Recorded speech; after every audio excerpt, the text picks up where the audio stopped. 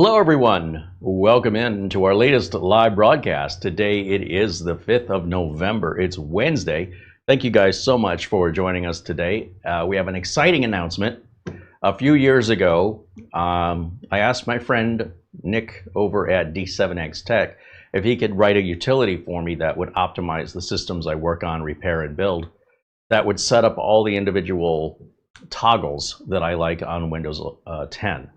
And by these toggles, I mean that they're basically enabled or disabled functions built into Windows. We're not adding, I didn't ask Nick to add any customizations like disabling services or creating new registry entries, because anytime you see anything that does that, that'll often be the source of a problem in the future because you did it. So just keep that in mind. If you see other system utilities out there, they may modify your Windows to what appears to be a more optimized state, and it could be 6 months, a year, 2 years later after some kind of Windows update that your system is not passing, or it won't install the update without failing the update, when everybody else it seems to work fine for. Maybe that everybody else didn't run that little weird system utility you found online. So my utility is very careful that we're simply toggling things on or off that are already there, so it's all completely safe. So there was some discussion as to whether or not we would be writing an update for Windows 11, and I did say that we were going to do that when Windows 10 support ended. So Windows 10 support officially ended October 14th of 2025, but then Microsoft decided to add 12 months of extra support, extended support, for those who asked for it. So that took our priority down a little bit. However, we'd already started working on it. So what we've got today is a final product. It's still brand new, just released, and of course we're looking for any feedback if things aren't working the way they're supposed to. And we are hoping that you will support the channel by buying this utility. However, once you buy it, there's no serial number or activation. We can't stop you from copying it and giving it to your friends. We'd ask that you don't. If you want to run it on your friend's computer and then tell your friend, hey, if you want to buy this, here's where I got it, that's fine. We're working on an honor system here, and we're hoping that you want to see this channel thrive. Initially, when I developed the first optimizer, it was for me. And when I showed everybody, you know, as I was doing a repair upgrade and using it, the audience was saying, where can we get that? Are you selling it? And all of a sudden I realized, I guess other people want this. So it wasn't like I was sitting up at night trying to dream up some way to get rich. And by the way, we're selling this out for 20 bucks. We're not going to get rich. We're not a big enough channel that's going to buy me a car, or, and on top of that, you know, Nick and I are dividing the profit on it so that Nick gets paid for his work. Nick will also be the one that you're going to talk to if you have any issues, both with the purchase, the download, or the execution. He's the man. So if you go over to D7X Tech, that's where you can buy it. The link for the optimizer is in the video notes below today's video. And if you want to wait a couple weeks, if you don't want to deal with any sort of little bug fixes we've got coming out, I can guarantee there'll be a few little ones, but you might wait a month just to get a little bit more polished of a product. On the other hand, if you want to jump at it right now, it's available now. And Nick will take care of the payment processing. Nick will take care of following up with any particular issues or polishing that needs to be done if you have any problems. Nick will also handle any customer service issues, provide all the communication. So that way I can continue to make these videos and do what I do. Nick can do what he does. And in today's video, I will show you our current state of the optimizer. We'll demonstrate it here. This is a laptop that I've completely restored back to factory settings. So no optimizations are done other than the way Microsoft wants. I want to put it the way I want it. All right, so that's our goal for today. It should be a relatively short video. And of course, if you have any suggestions for the optimizer, please do remember it's an optimizer, not a customizer. Now, there are some areas in this where you could argue it has nothing to do with optimization and more to do with preferences. And that's because it's my app. And I don't, look, if Microsoft put all of these enable and disabled buttons all in one place, I wouldn't need this. Everything my app does, you can do by hand. It's just going to take you a lot longer. And then what if, well, I forgot to do this, or did I do that? I can't remember. So the optimizer does it all consistently the same each time. There's a backup that's made so you can always restore if there's any problem, and you can individually deselect any particular changes you don't want. You don't have to optimize everything the way Carey wants it for his customers. If you just want it the way I would set it up for you, you'll hit the optimize all button. You don't even have to think about it. However, there may be some other preferences that I haven't considered that, you know, let's face it, if you don't have to go in and modify all these preferences, you're optimizing how much time it's taking you to get a system up and ready for sale. But I also don't want the app to be 3 pages long with a series of buttons and dials so complex it looks difficult and intimidating to use. So somewhere in there, we're trying to find a balance. I believe we found it, but you know, your opinions are always welcome. Your thoughts, your criticisms, your suggestions for improvement. And do please let Nick know if there's any issues at all with running it, and he will work directly with you to get that resolved. And then there'll be an update. The entire time that we support the app, you'll never have to pay for it more than once. All the updates will be free for the life of the app, which is however long we continue to work on it. There's no further charges, there's no subscription fees, there's no activations, there's no licenses. So again, we rely on the honor system with our community, that they'll play by the rules. And if they don't, well, there just won't be another app, right? If we end up losing money, or, you know, basically get taken to the cleaners from people taking advantage, then unfortunately that will make this business model not feasible. And that results in either starting to have to issue licenses and limit how many times it can be used, or put it on a subscription, or just don't build it, or build it just for me and just don't offer it to the audience anymore. So we'll see what society decides to do. In the meantime, this app is it does a lot more than the Windows 10 optimizer. I think you can see when I put it on the screen here in just a minute, there's a lot more options. Now, that's also because Windows 11 added a lot of things Windows 10 didn't have. So we'll go through it, and this includes the networking fixes as well. So we'll go through each option. I'll tell you what it does.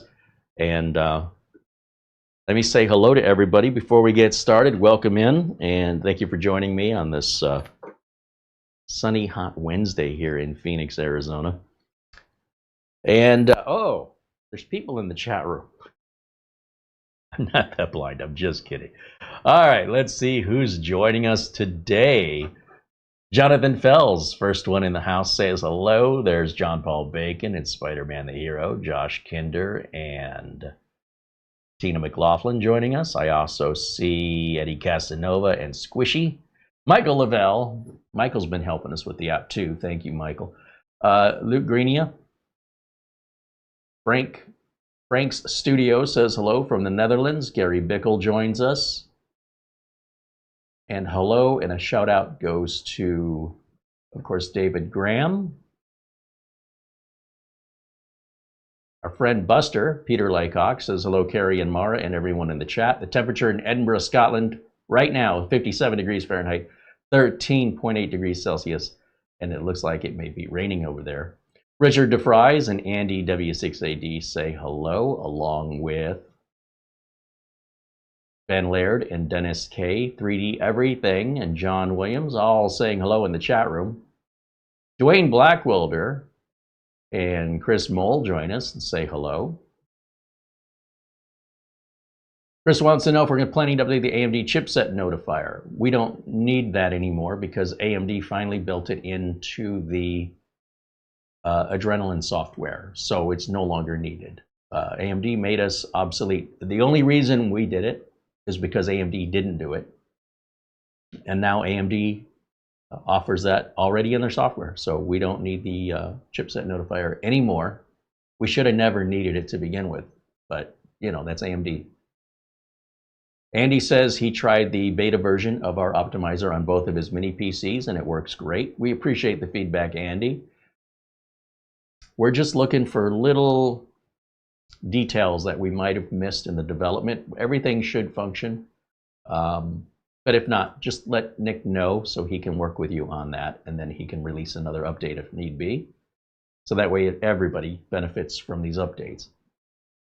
Thomas Mac T says hello, as does our friend Mark Gaines and Dazzle555. Francisco Oma says hello. Cyber etc. says, is there a coupon? No. I want you to please understand that we're not a commercial site. We're not your typical YouTube channel. We're viewer supported here, and without our viewers, without contributions, I really don't have a channel anymore. All of that paid by commercial stuff, you still see the commercials, but we as content creators, you know, you might be able to get a tank of gas at the end of the month. It's pretty bad. So if we want to continue to produce videos and to make content, we need our viewers to be our sponsors. So we don't come out with things to sell you guys very often. We don't exploit this. We don't really have merch. We don't really do any of that. There is some merch, but we don't. I think the last time we updated it was 3 years ago. It's not a main source of income for us. And a lot of times we did that at that time because a lot of people were asking for it, not because we're looking for a money grab. We're asking you to make a one-time payment for this optimizer that you can use for years and years on as many PCs as you want. I don't know how much better I could make that other than to double the price and then offer you a 50% discount. Maybe then you'll think it's a good deal. But what we're trying to do is, you know, well, our viewers do support us here, especially all those members in green. That's our funding so we can continue to make independent, unbiased videos. Most content here on YouTube are commercials. I hope you realize more than 90% of everything you watch on the internet is an advertisement. We're not here to advertise anything, except in this case, what we're looking to do is sort of like the Girl Scouts offering Girl Scout cookies, right? Or the high schools offering chocolate bars so the school could take a trip. In our community, we're asking for the community to support us. But what does the community get back in return? Well, you get more honest, unbiased content that's not a commercial. Okay, well, nobody's going to get rich doing this. Not in America. I don't know how it works in your country, but what we're trying to do here is maintain a level of unbiased independence as a professional working tech to give you reliable, accurate, live, unedited content that you know has not been manipulated or approved by any manufacturer prior to allowing you to see it. You may not be aware that that's what's going on behind the scenes, but most of the content you watch has been paid for by a corporation. If a corporation starts putting money in my pocket, then you can't believe me or the integrity that I claim to have if you don't think my attitude is being weighed based on whether or not I'm going to get paid. So rather than have that dependence, once every few years we have something like this. It's not a monthly thing, it's not a yearly thing. This is only the second time we've done this, to come up with another idea to say, if you feel like buying the content isn't worth it, then maybe if I give you something in return, that'll be you know, a way of supporting us while also feeling like you're getting a really good bargain. Also, Nick spent months on this. So, you know, Nick deserves to get paid. Nick still has to do the support, the software distribution, the updates, the payment processing. So again, somebody has to pay for all of it. Or, you know, as many other YouTube channels that couldn't get the sponsorship they needed, they don't exist anymore. So we're counting on you guys to help us out. So no, there's no coupon. It's a brand new product. We just released it officially. It's released today. And if it's too much for you, we apologize for that. If you become a member here and you support us monthly, we could certainly help you out.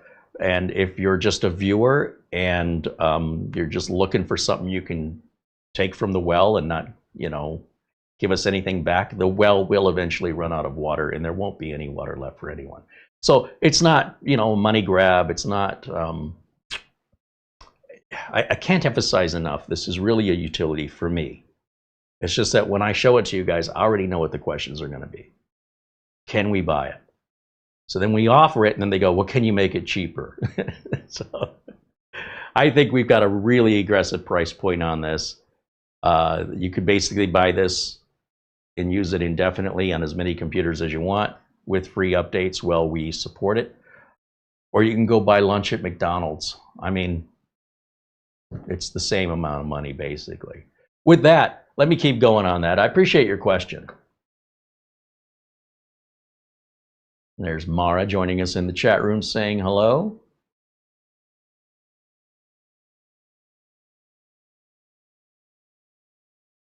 UK Science says, purchased and working great on my Geekom A8 mini PC. Thanks. We appreciate all the feedback, even if it's working great. We appreciate to know that so we can get kind of an assessment of how many people are having issues, what those issues are, and whether or not it's on us or it's on them. So yeah, thank you for following up. Let me demonstrate it to you. So right now, like I said, I've got a fresh install of Windows on this laptop. Let me boot that up. Let me show you the website, D7X Tech. They've been around for many, many years, well, it's been over a decade. It's probably been over 2 decades. And the link here in our chat room will take you to the description and the place where you can buy this. Remember, this is Nick's side of this business, so I want you to remember that the questions that you may have regarding the website or regarding any support, that would be directed over to Nick. So if we go to the window capture, I should be able to pull this up. There it is. So Uncle Carey's Windows 11 Optimizer. Carey originally contacted us to create a tool for Windows 10, customized his own specifications. He's basically repeating here what I've already explained to you.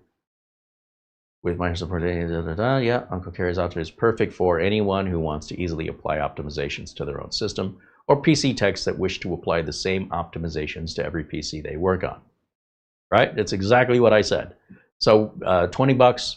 We debated about the price. We knew the other optimizer was very, very underpriced. And it's also a lot older. So because this is a brand new product, you know, maybe depending on how it sells in the future, we may run some specials if we want to try and boost sales. But remember, we are a platform supported by our members. So all it's doing is cutting ourselves and bleeding out a little bit. So we have to be very cautious with that. Now, if we take a look at the optimizer here as it's shown, there's a screenshot of it here. We're going to get some system information. Just to explain this, the operating system shown here, the build version, whether or not Windows is activated, and then I think if this hazard is up, you can click on it. It'll take you right to where you enter your product key. The SID is now being displayed, and the reason the SID is being displayed is after a recent Windows update, peer-to-peer networking will stop working for people that have cloned computers and not changed the SID on them. And while Microsoft has been ignoring the SID for well over 10 years, maybe even longer, I was going to say almost 20 years, they've decided now to enforce the SID, the security identifier of the machine. Now, the SID is not so easily pulled up, especially not by an average user. So if you're wanting to figure out why your networking isn't working, because of the massive amounts of hacking and development of hacking attempts that's going on online, Microsoft is trying to keep you safe. They're not trying to hurt you. They're not trying to give you a headache. Neither are the locks on your doors or the locks on your car. They might be a hassle sometimes to unlock the door to your house or to unlock your garage door or your car door. But that's because if you don't do it, you're just a beacon for lazy thieves to come take your stuff because you made it easy on them. So Microsoft decided to enforce the SID. Now, this won't help you to change your SID, but it'll at least bring it up to your attention. So if you are having a networking issue, you can run the optimizer on all the computers on the network and see if that ID is the same on any of them. If it is, you already know what the problem is, and now it's on you to fix that because you're the one who caused it by cloning. We have TPM status and secure boot status, the user's name, the computer name, and the workgroup name. Again, this is all for diagnostics. For the average user, you could ignore everything up here. But for the more tech savvy, I think you can appreciate having all this in one pane of windows, right? So we're not going over system properties for this, system info for that, device manager for the TPM, blah, blah, blah. It's maddening to have to jump all throughout Windows instead of putting everything on a single pane. So with regards to interface changes, you'll see that there are these sliders, disabled or enabled, right? Green is enabled. And this is telling you the current status of your computer. It's an intelligent optimizer. It's looking to see where these settings are currently. Now, the Optimize All button is going to switch everything on except, depending on the power plan. That may change based on whether or not you have a laptop or not. And feel free, and I encourage you, that if you're somebody that likes to use hibernation, feel free to turn that back off. I don't like hibernation, and the reason I don't like it is if you have 64 gigs of RAM, you're going to have a 64 gig hibernation file on your storage drive, on your C drive, whether you like it or not. And if you've got a smaller C drive, or you're somebody that really appreciates as much space as possible to use the way you want to use it, you don't want a hibernation file. On the other hand, if you have a laptop, something that's running on batteries, it may be worth it to you to sacrifice that drive space in order to have that function. So anyway, if you were to just basically turn all these on, you don't have to turn them all on. One is not dependent on the other. They're all independently on or off. These are all options within Windows. They're just located all throughout the settings and system properties, and they're all over the place. So here they're all on one single pane. Disabling search highlights, you know, every time I have to do that. Now it's a single click and it's done. Disabling web search results is when you search down by your start button and you type in something. It starts searching the web. Well, now it'll just search your local machine if you don't want that to search the web. So that's why that would be enabled. And indexing is also disabled. We want to disable these because drive indexing also takes up a lot of your hard drive storage space, and I've never met anybody who actually uses it. So by turning these on, we will be turning on disabling, right? And if they're turned off, that means they're currently enabled. So basically it's saying disable content indexing is off. If we want to turn that on, it will do this function. It will disable content indexing. And we have email. Thank you, Mara. We don't want to reboot on a blue screen of death because sometimes when a customer calls and says their computer reset, this error message appears on the screen so briefly they have no idea what it said. So we want to have no auto reboot on a blue screen so that the customer or ourselves as the techs have that sitting on the screen, whatever the error is, enough time for us to, as much time as we want it to be. We can take a picture of it, we can use another computer to type it in verbatim and help us diagnose what the problem is, and then we can hit the reset or Control-Alt-Delete when we're ready to. Of course, generating the logs on the blue screen, also a great diagnostic helper here. So this is really for just, again, error handling. We come down to maintenance tools. You'll see there is a driver backup. Remember I showed you guys the PowerShell command for running the backup of your drivers? Now it's built into the optimizer. You don't have to run this every time, but it's there. And in fact, you can just start the optimizer and turn everything off but the driver backup if that's all you want to do. Yes, these can be run individually, so keep that in mind. If you just want to do the disk cleanup or the driver backup or install PC Manager or even run the built-in Windows backup tool, these are all free from Microsoft. They're all legitimate, authorized apps. And a single click of any of these buttons will get you there much faster than having to turn everything off.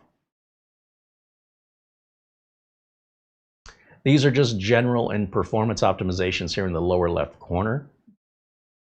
And again, for me personally, I'm going to hit Optimize All on every new build I do. You're going to start seeing this tool regularly on my channel as I do system repairs and system upgrades.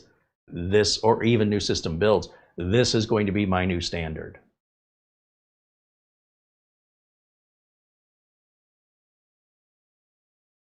So here is with Optimize All. See how everything looks happy now? And again, if there's any of these options you don't like, or if they're causing a negative effect, you can always undo these options as well. And then our netfix, that's also built in. Basically, if we're looking at another Windows update started in disabling guest fallback accounts and enabling SMB authenticity, which broke a lot of peer-to-peer networks. For some reason, and I don't understand this, and maybe you guys can help me when you see another content creator describing this fix, over and over, content creators aren't getting what this is. They keep saying, what I keep hearing is if you have a NAS and you've lost access to the NAS, you can visit Carey's page to fix that. No. Yes and no. If you're sharing files from anything to anything on a peer-to-peer network, and it's Windows computers involved, it fixes it. Well, the NAS might be a common reason that happens. It actually doesn't run on the NAS. It has nothing to do with the NAS. It doesn't run or change anything on your NAS. It's changing your settings of your networking of your computer. Regardless of what you're trying to connect to on your local area network, if that used to work and now it doesn't work anymore, regardless if you have a NAS, is irrelevant. That's what that fix is for. And if we go back over here to the, let me jump back over to the window capture.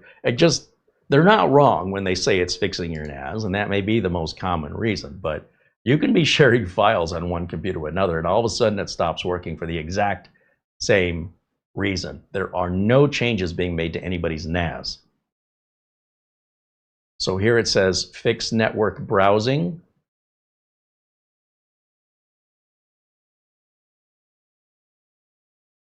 We want to disable the Windows Remote Desktop.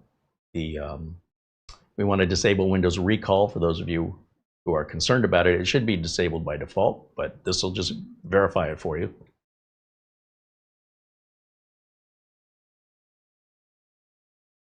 I'm going to guess the fix network browsing are the two PowerShell commands to enable guest fallback.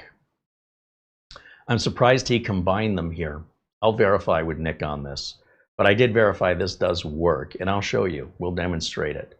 Now, before I go much further, let me see if you guys have any questions for me, and I'm going to jump back over here to the chat room.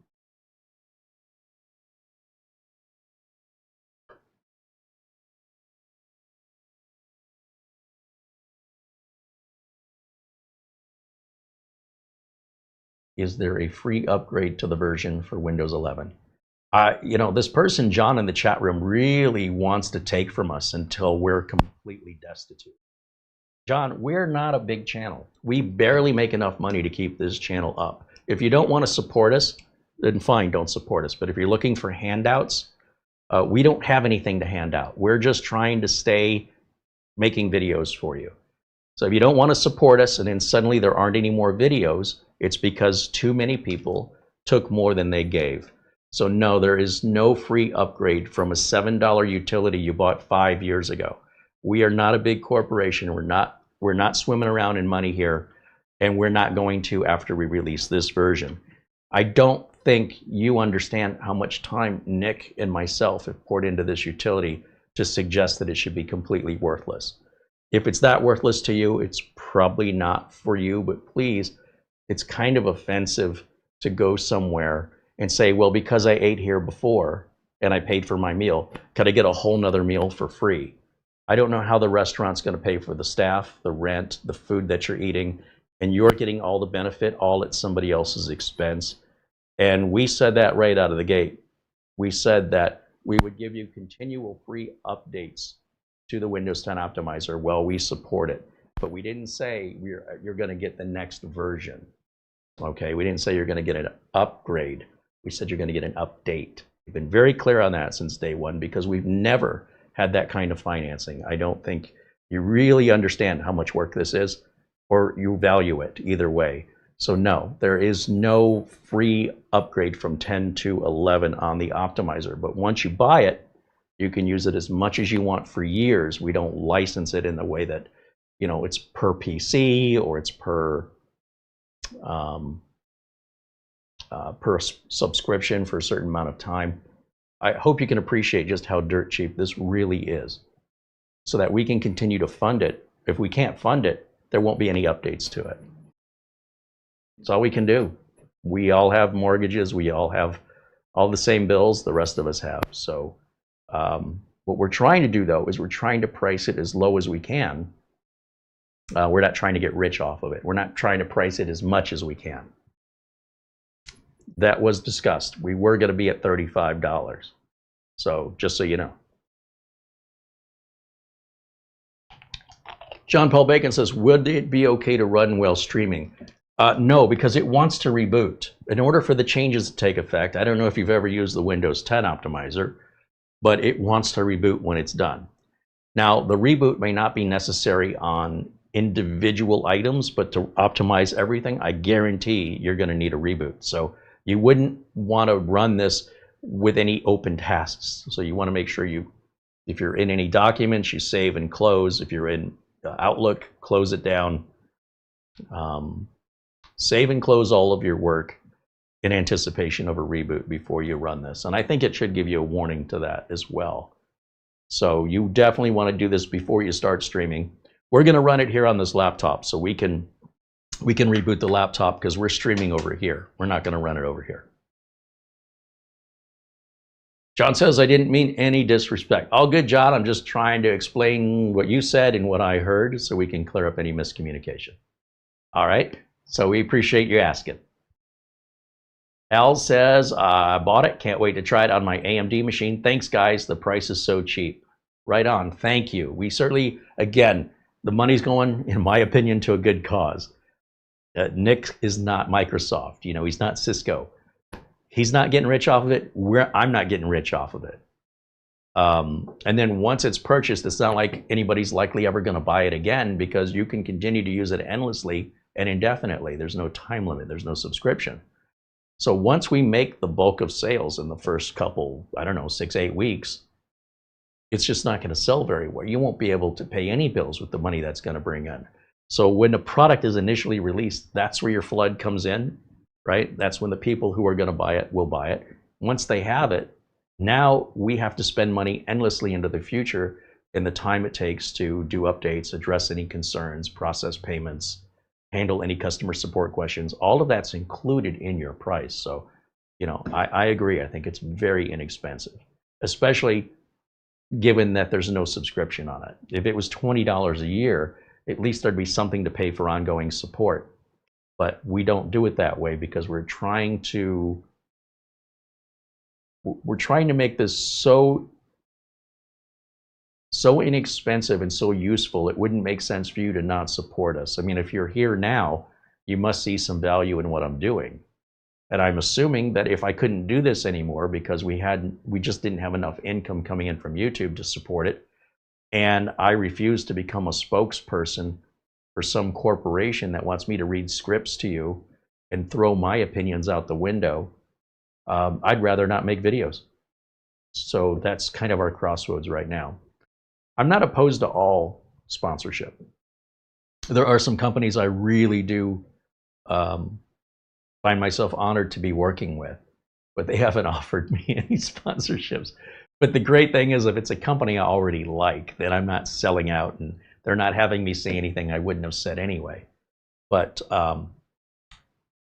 yeah, at this point right now, without that ever happening, you don't have to doubt what I'm telling you is coming from a place of my values, and that my values aren't being sold off to a company that can force me to tell you what they want me to say, or they don't pay me. And then if they don't pay me, I can't run the YouTube channel and it gets shut down. So we just go back around in circles. That's why we're so reliant on our community here. All those people you see in green, they're all paying $10 a month to support us here. And without those people in green, we would not be here. Our friends like Charlie Purdy and Barry Klein, and of course our good friend Buster, Mark Gaines and Lou Greenia, that are frequent contributors and generous contributors here, Frankie B, they're the reason we're here right now. We would have already closed up last year. That's how close we came. And we're not exactly over the fence, but we're riding on it. We can ride on it indefinitely if we need to. As long as we have the support of the community, I cannot tell you If the community abandons us, then ultimately we're done. Just like any other business. If we all decide we're going to stop eating at McDonald's, there won't be any more McDonald's.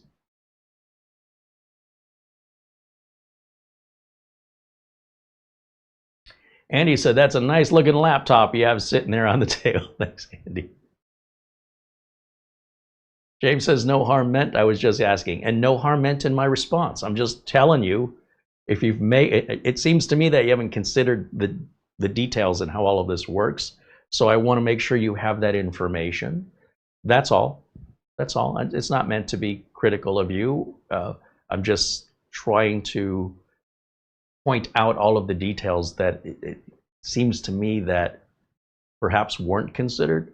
I don't know, because I don't assume people know all of the details, right? Unless you do this and you're behind the scenes struggling with YouTube constantly taking down videos and false copyright strikes and trolls and bots and spammers, right? And you got to tolerate all that. That's a best case scenario. But then you don't have the advertising paying for the videos much anymore. As a result, it's no longer a sustainable full-time job without the support of our community, or selling out to a corporation that basically buys us out and tells us what we're allowed to say. That's where we're at. And I mean, if you have another idea where I can be independent and still be able to do as many videos as I am doing this full time, I'd love to hear it, because maybe you have an idea I haven't thought of before. If it's financially feasible, I can't imagine what it is. That's why, don't keep it to yourself. Let us know. All right. What does the function fixed network browsing do in the background? It's changing service settings. The network fix function is in a video I did called I think it's called Fix Browsing Windows 11, 25H2, 24H2. Fix network. If you just type in fix network, there's a couple PowerShell commands that run that disable the SMB authentication, and it re-enables the guest fallback that used to always be disabled for years and years and years.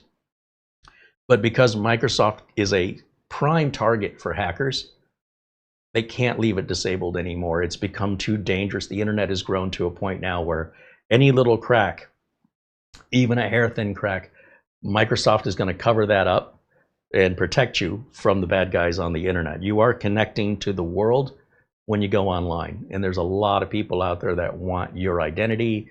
They want you to encrypt your data. They don't necessarily want your data, but they know you want your data. And if you think Microsoft is doing all this to harm you, you've got it completely wrong. The internet is trying to harm you. And since Microsoft is the most popular operating system, that's the one that gets attacked the most. That has the most scrutiny and attacks from all over the world, from China, North Korea, India, Pakistan, all over the world. Myanmar, it goes on and on and on. And it's basically an unpunished crime. A lot of these countries, they don't go after their citizens that do this to Americans. As a result, if the citizen tries to hack you and they fail, no harm in trying.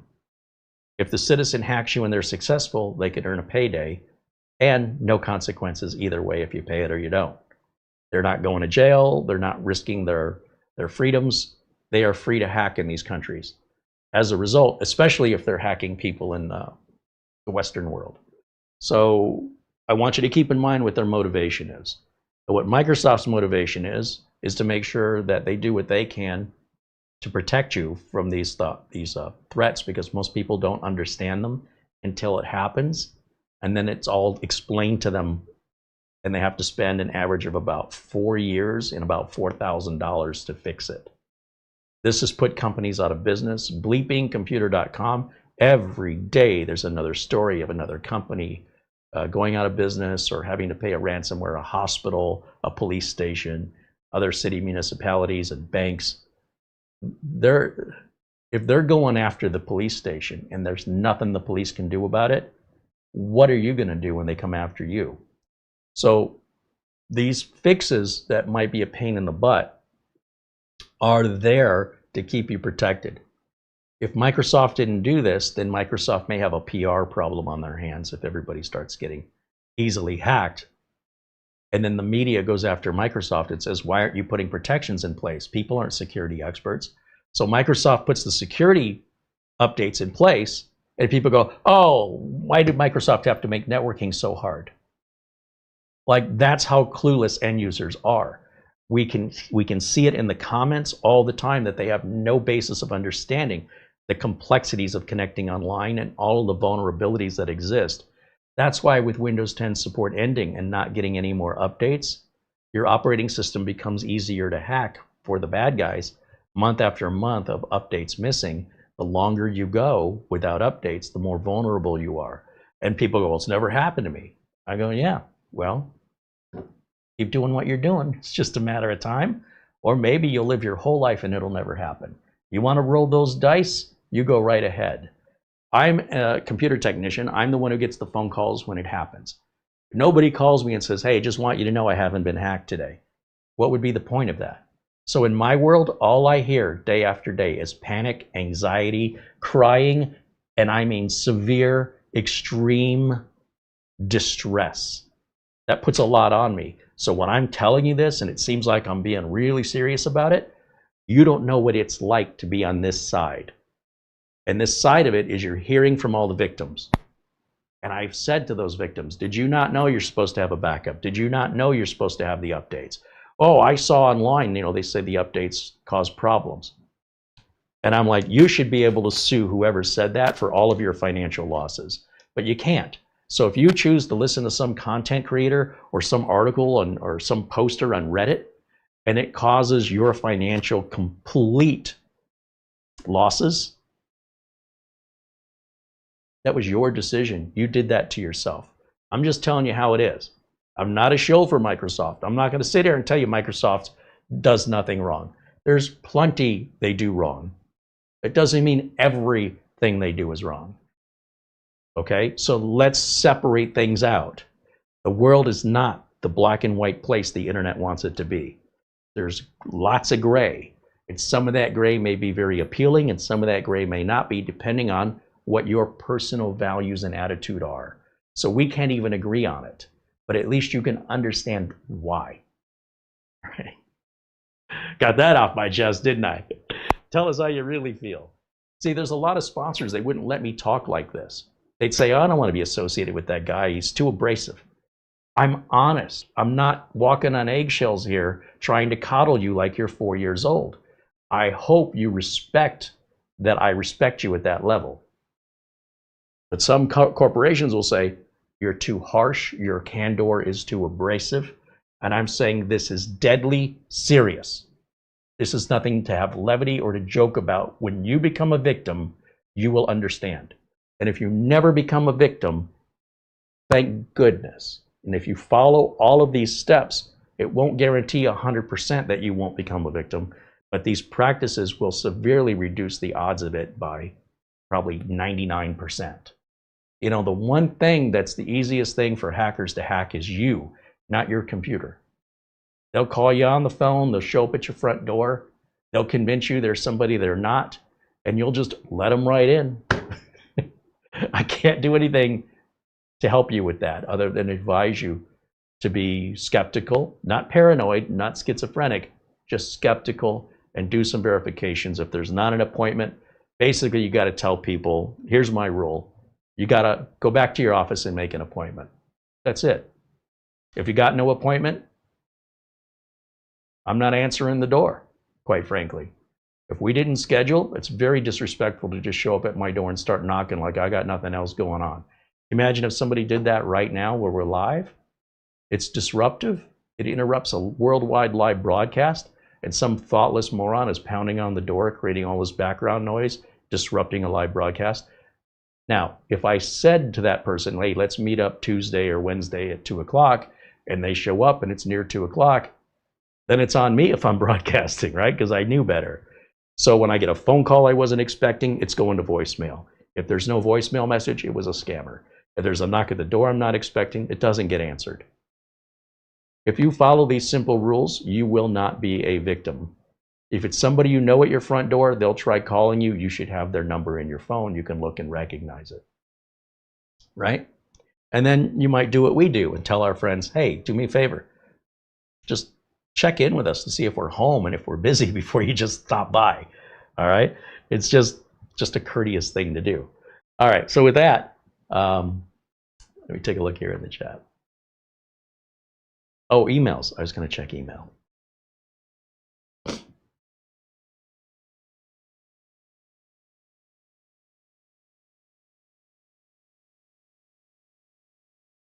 Our friend Luke Greenia sends a PayPal contribution.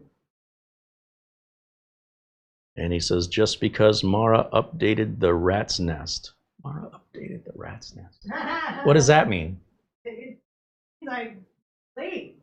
I had an appointment this morning, so. What was the rat's nest? That's on my head. Oh, that's on your hair. Yeah. Because you had your hair done. That's right. I see. Oh, I see it now. Nice haircut. Ha! Looks exactly the same. So I would expect you to never notice, or you'd say something a week from now. Hey, your hair looks a little. I'm a little slow with stuff like that.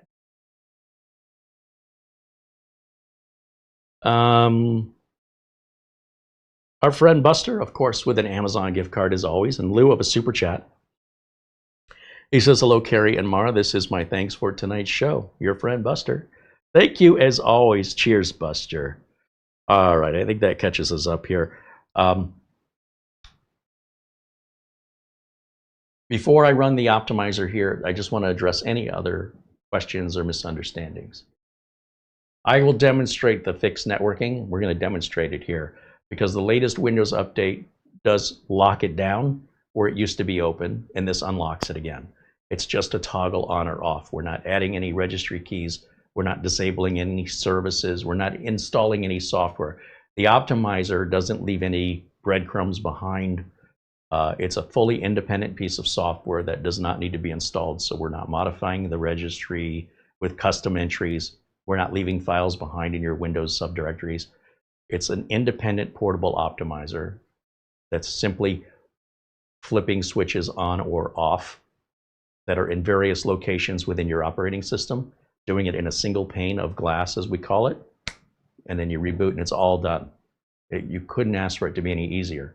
You can imagine in my position when I'm working on computer after computer after computer, this gets really old to go over here, then we go over here, and then we enter this and we copy and paste that. It's a lot of work. And then I think, did I do that? Did I miss a step? So the optimizer for me is critical. For you, I would consider it a luxury. You can do everything that this optimizer does by hand. There's no magic behind it. It's just much faster than any human, and it's more consistent than any human. John says he just bought the new optimizer. Thank you. Right on. Thank you, John. We appreciate everybody's support here. We hope you love the optimizer. I really do. And again, if you have any issues, concerns, I want you to reach out over to the service at d7xtech.com email address and let Nick know so that he can be aware of it and address it for you.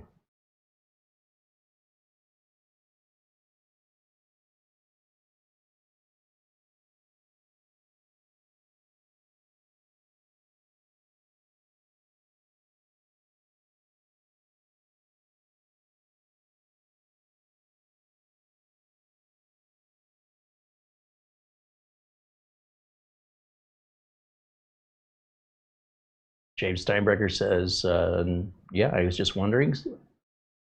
He thinks $20 is a steal in his opinion. Thank you. Thank you, James. We do hope we're offering a really good value here. We're not selling snake oil. And we're not trying to just keep you forced into a subscription or anything like that. I do try to keep this as honest as I can, which as far as I know is 100%. Everything is transparent, and it's definitely not going to make me a rich man. I think you have to be a little deceitful or a little, I don't know, maybe I'm just a little jaded, but it seems like a lot of super wealthy people did some shady things to get there. Maybe not illegal, but things I wouldn't do.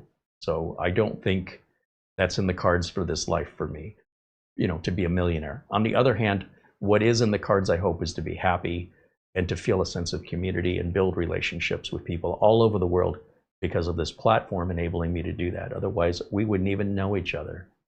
So that's really, as hippie as it sounds, a very realistic goal that I should be able to achieve. And if I stumble on being a millionaire in the process, bring it on. But I'm not thinking it's going to happen like that. I don't think I'm willing to do what I think needs to be done to reach that level of success. But I'd like to be able to reach that ability of success without having to compromise my integrity. So for that, I'd like to be wrong. All right. Anyway, I think that catches us up here. Al says, thanks to Nick for a fantastic opportunity to own a fantastic piece of software. I hope this product stays for a long time. Oh, it's not going anywhere. I mean, the Windows 10 optimizer is still up. How many years has it been? Francisco Oma is asking an unrelated question. How can my friend recover his 1 terabyte solid state drive with BitLocker encrypted? He lost his key, does not have a backup, and does not want to lose all the data on the drive. BitLocker is not recoverable. If he has a Microsoft account and signed in with it, then a backup of the key will be associated to his Microsoft account.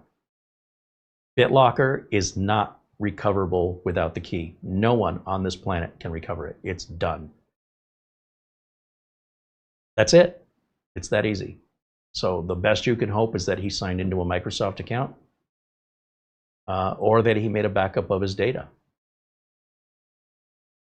My friend got into a car accident, didn't have any car insurance. He wants to know how he can get insurance because he doesn't have the money to pay for the car accident. That's not true, but I'm just saying that would be the same thing you're asking me right now. A backup would be your car insurance, whether it's a backup of the data or a backup of the key. So the best you can hope for is he's got a Microsoft account he doesn't realize he's got. Other than that, it's just done. It's gone. And if you use BitLocker, it's doing exactly what it's supposed to do. It'd be like if you locked your keys in the trunk of your car and closed your trunk, and now all the doors are locked and the engine's running, and you have no way to get in that car and shut the engine down. You can either let it run out of gas, you can call a locksmith, unless you've got the skills to pop the lock on it.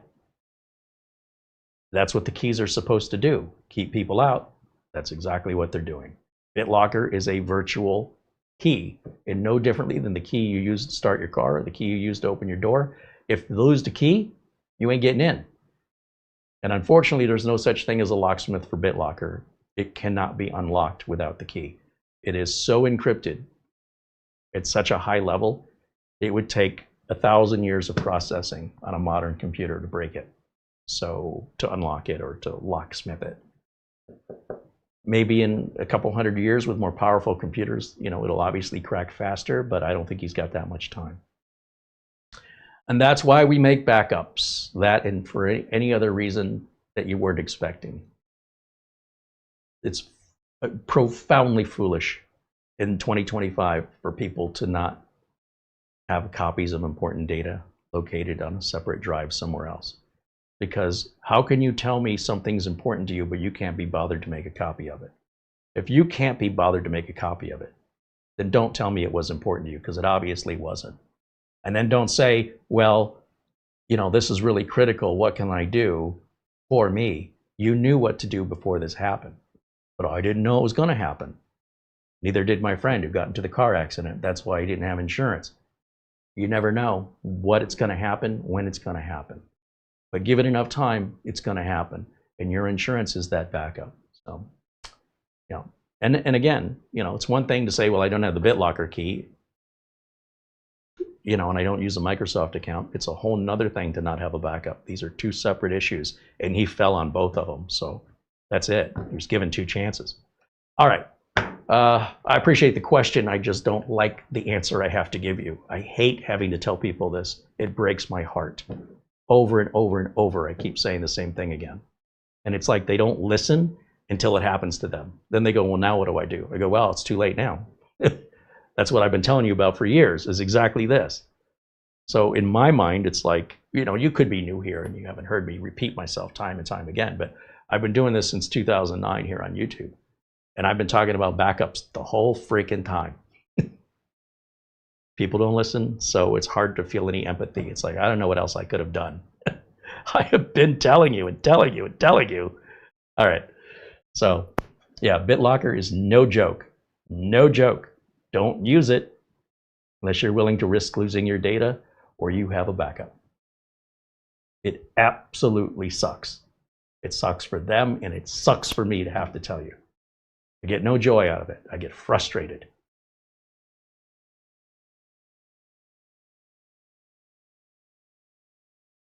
RLD411 says, Carey, if I use Uncle Carey's Windows 11 optimizer on an AMD X3D CPU, will it have any effect on it because it uses AMD's specific power profiles? You don't have to use the power profiles that we set in the optimizer. And everybody uses their computer differently. Everybody has different expectations of performance and just their overall feeling of using their computer. So the great thing about the optimizer is you can just, if you want to, leave your power profiles alone, or just let the optimizer do what it wants. And if you think that it's not beneficial to you to change the power profiles, you just put the button, the toggles back to disabled, and you can go back and put your power profile the way it was. Or if you're that worried about it, just tell the optimizer that, turn those features off. It won't touch your power profiles at all. But shouldn't hurt anything. I personally don't like AMD's default power profiles. They're to me, the worst power profiles are the AMD default ones. It drives me crazy when they're defaulting minimum and maximum processor usage to 100% by default. No. I'm not going to just sit here and drain electricity while my computer's idling because I need the best performance at all times. But some users want to do that. So my optimizer is looking for common sense, practical settings, not personal performance, and to hell with efficiency and to hell with a cost. Just have it run full out every minute of the day, and then I can just wear my parts out that much sooner. So that's the logic behind it from my perspective. But your perspective may be on the other side of that coin. And that way the optimizer doesn't force my preferences on you. So you can adjust it to whatever it is that you like. Yeah, no problem. But I can't predict how you're going to respond to it until you run it and you tell me. You might be like, hey, it's better than it ever was before. Sorry I ever doubted you. Or you could say, yes, what I was afraid of happened. And because of the power profiles adjusting, my system doesn't seem as fast. I guess it's possible. And then you just reverse that part of the optimizer back. Just set those settings off. You can run the optimizer as many times as you want and keep adjusting it. Find a configuration that fits you. The configuration that's by default under the Optimize All is how you're going to get the computer from me. If I work on your machine, that's how you're going to get it back. Okay, just so you know. Places like Best Buy's, Geek Squad, and others, they don't optimize your computer. They don't have my utility. They don't even know what this stuff is. So you're going to avoid having a lot of problems, like the network browsing issue, because when you get the computer back from me, if I work on it, or if I built you a machine, you're never going to experience that problem. So you won't even be aware of it. But if it were, say, Geek Squad, they don't fix that problem. And you could probably talk to 99 technicians out of 100, and they won't know how to fix the problem. Even today, you go searching on Reddit for this solution, good luck finding it. It's there, but it is buried under a haystack of wrong information. So you never even have to go through that experience. You never even knew it was an issue because the optimizer prevented it from happening. And ignorance is bliss. You don't even know. That's what we're trying to do. We're trying to kind of be invisible so the user doesn't know. And the user won't experience some issues that then they have to resolve because the optimizer already took care of it in advance. Now, it's not going to do all the issues, but the ones that the optimizer addresses are there because they're very common.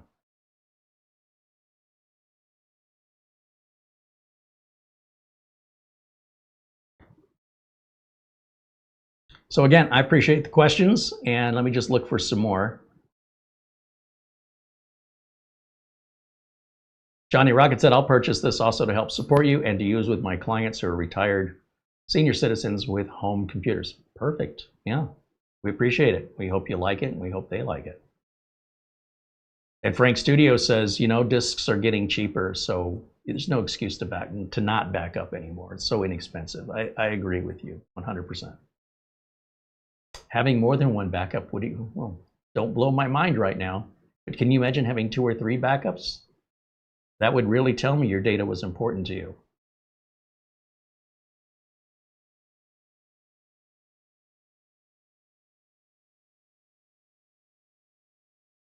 Andy says, I have a backup, but I don't use BitLocker. Well, regardless if you use BitLocker or not, you should always have backups. But if you use BitLocker, oh boy, and you don't have a backup, oh boy. Then it's just, you just have to wait. Just give it some time. Here it comes. You can predict that every time. I can't tell you when it's going to happen, but it's going to happen, and you're going to be devastated every single time.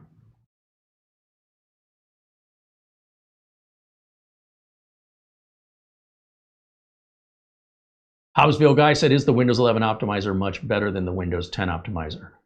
Well, it is for Windows 11. The Windows 10 optimizer, well, it works in Windows 11. It's not doing a whole lot. Windows 11 introduced a bunch of new security features and other features, such as recall, for example, and many, many others. And so that's why this optimizer is so much, like when you look at the screen on it, if we go back to the website, I want you to look at the number of options we have on the screen here. Look at all of this. Now I want you to look at the Windows 10 optimizer. Just count the number of options, and you'll see this is about 3 times, this is doing about 3 times more. This driver backup, this is a great little utility just to back up the drivers in your machine, so you don't have to use a program like Driver Booster or some other third-party install that spies on you. Nothing on here is spying on you. We don't really care, to be honest. Unless you're a celebrity and unless you are a public figure, what you do, it doesn't mean anything. It's completely pointless because you're just another face in the crowd.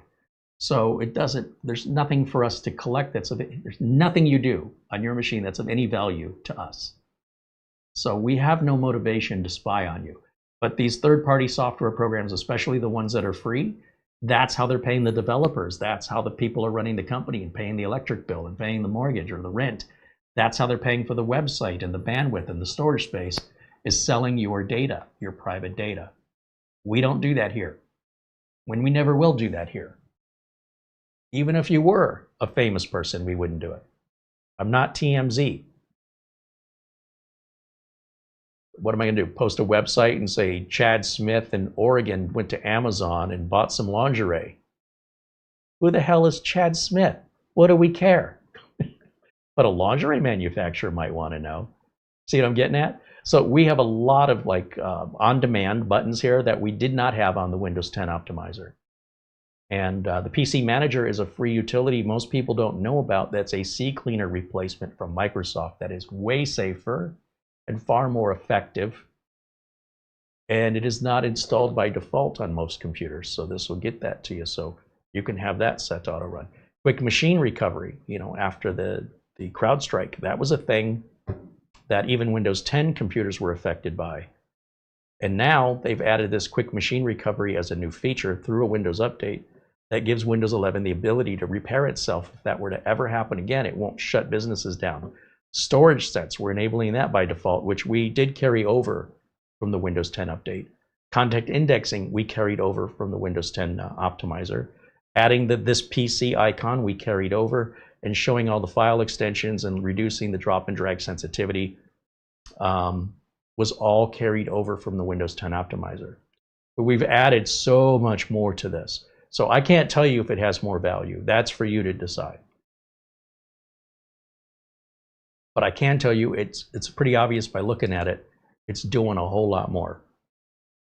And I can also tell you that what it's doing, you can do by hand. It's just automating it. So again, I appreciate the question, a fair enough question.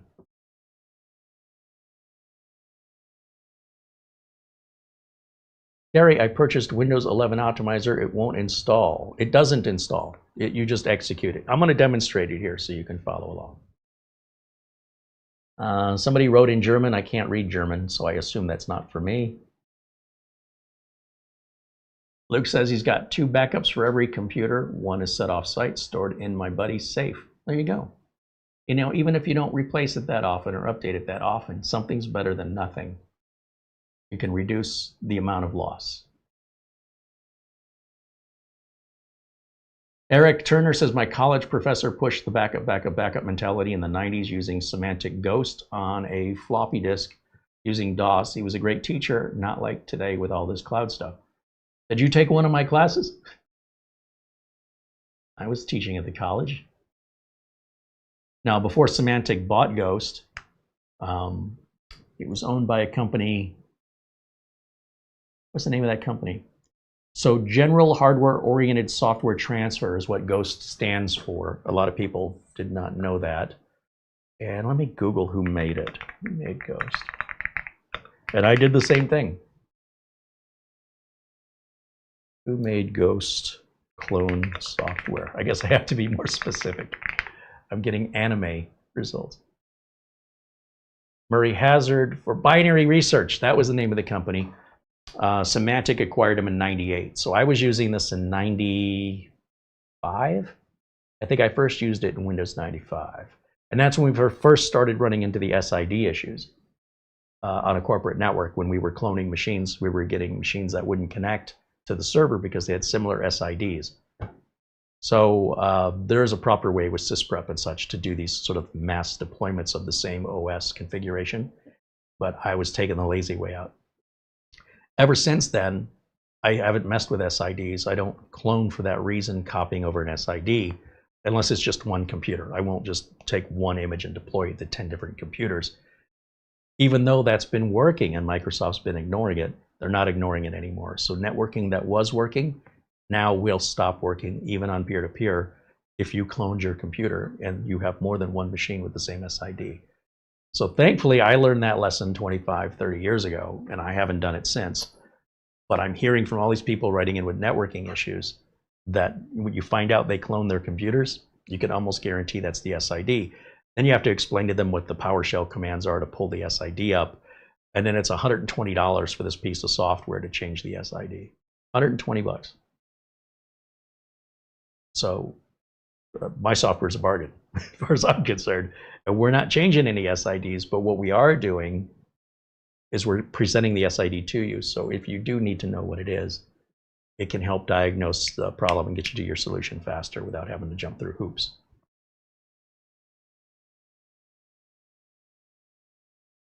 Hi, Carey, can you undo all the changes after you clicked Optimize All? Absolutely. Everything has a switch back and forth, on and off. Everything is reversible. Every single thing is reversible.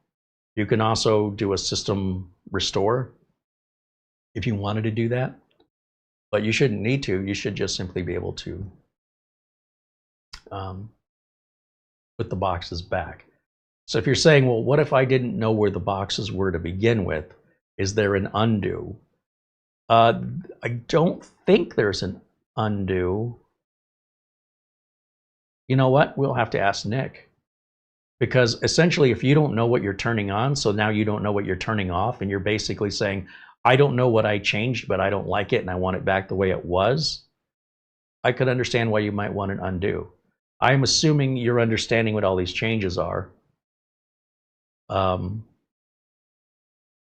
ask Nick about it. I've never undone any changes on my optimizer, never, not once. But that's me. You know, I got to think of other people. Where is driver backup stored? It'll be stored in C:\drivers.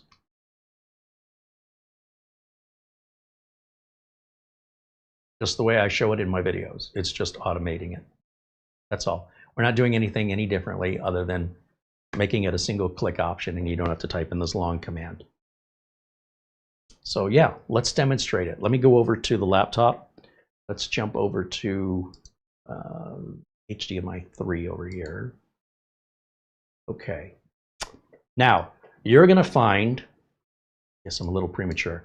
You're going to find I use my flash drive with utilities on it, the same flash drive. But you're going to also find, if you've been paying attention, there's a file on here that never was on here before that says Uncle Carey's Windows 11 optimizer. So I'm going to just copy that over to the desktop here real quick. I do believe this will run right off the flash drive, but I don't like doing things that way, me personally. So I'm going to copy it over to the desktop. Are we ready? Live demonstration.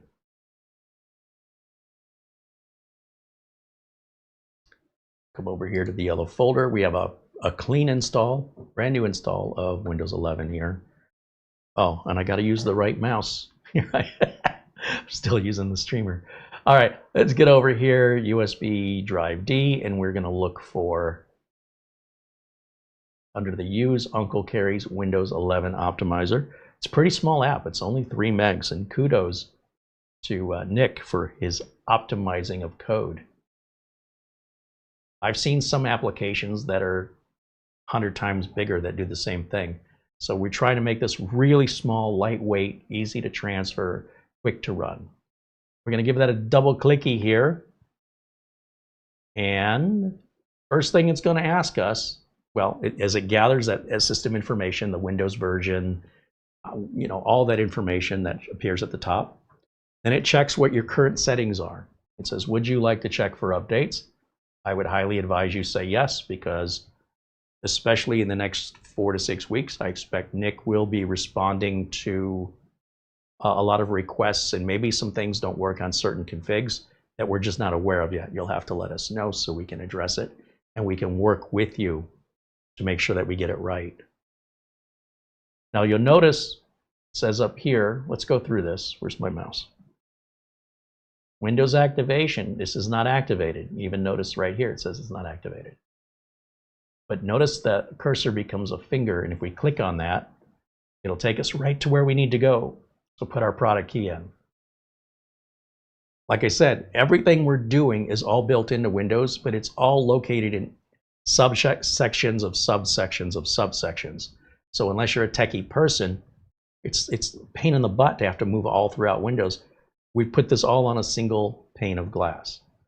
Now what it's telling us is the way that Windows has installed by default, the only thing that it is, the way that I like it, are the items in green. So in other words, recall is disabled by default, so you have to turn recall on. But because of all of the scare tactics and fear mongering done by content creators, people are freaked out about recall. Unless you're a business owner and you're trying to catch your employees goofing off at work, in which case you love recall. The maintenance task here, the run disk cleanup, I don't know why that's set to on, because I don't think we've ever, no, this is a fresh install. I don't think disk cleanup's ever run on it. But these are basically the switch positions. If you think of it as a cockpit, and I'm walking into the cockpit of a plane, these are the switches that are turned on by default on this particular Windows 11 install. If I want to know more details, I've got Windows 11 Pro up here, the version and build number, the SID, which is affiliated with the profile, the user profile. So an easy way to achieve a new SID at no cost is to create a new user profile, move everything out of the old profile into the new one, and then either delete that other profile or never use it again. And then when this runs and you're logged in under the different user, this will have a different SID. So here I just named it Nemo. No Microsoft account. Notice that? It sees we're not signed in. Non-admin user. No, this should be an administrator. We might have a little issue here. The computer name, that was defaulted by the Windows installer, and the workgroup name of our network. So if I hit Optimize All, I'm going to get everything the way I want it. If we want to do the driver backup or the disk cleanup individually, or we want to make sure we get PC Manager, or even the Windows backup. So if I hit Windows backup, it takes us over to the control panel, system and security. See how it's nested into another? And this will make a system image of your whole operating system for free, but a lot of people don't know it's there. And this has been there since Windows 7. That's why it says Windows 7 in parentheses. It's the Windows 7 version. And whether you like it or not, it's on your Windows 10 and 11 computers. You just don't know it's there. So if you're buying a third-party backup solution, it'll give you a lot more options than Microsoft. But if you just want to get it done and you don't really care about all those little fancy options, it's free and built into Windows 11. I'm going to hit the Optimize All button because I want to give you a realistic view of how long this takes. I also want to show you a little before and after. So for example, if I want to browse my network right now, it's not going to work because of the security settings that have changed. It's not because I have any duplicate SIDs, because I don't do that kind of work. I don't clone the same image onto multiple computers on the same network for the same reason I already talked about. I've already been burned by that 30 years ago, so I haven't gone back. But it doesn't mean you haven't done it. So there's what happens when I try and browse the network right now, just on a regular Windows 11 Home or Pro. When I hit network, it's going to say, oh, I just realized something. I haven't plugged this computer into the network. You know what? That's a great diagnostic technique. Is it plugged in? So let me, I'm so excited to demonstrate. And I said, what do I need this for? So this laptop does not have an Ethernet connection, and I'm not going to connect to it on Wi-Fi where we're live. So all I need to do, we're done with the flash drive. Let's free up that port so I can use it. And let me plug it into the network here. Silly me. I was just testing you to see if you're paying attention. Okay, so let's switch back over and open source projector. Here we go. And down here in the bottom right corner, we should see that little flashing icon getting an IP address. And it'll go solid when it's online.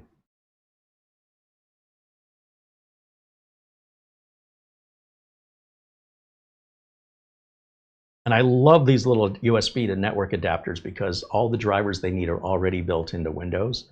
And we don't have to, find a flash drive with drivers on it. You just plug this thing in and it works. These are like 15 bucks on Amazon. You can use them for years and years and years. Or, like I do, I just use it momentarily when I'm working on a machine. And let's say I install Windows, and for whatever reason, I don't get network drivers. But I have to get onto the network to download the network drivers. So then I'll plug this little adapter in so I can achieve going online, getting the network adapters, drivers, install them, and then I don't need this anymore. And I probably use this on dozens of computers. It's well earned. It's $15 that I paid for it. So now let's try again. Now that we are connected, if I try and browse the network, it's just not going to work because of security, because the jerks online are coming after you. Microsoft has had little choice but to protect you, right? It's the least they could do.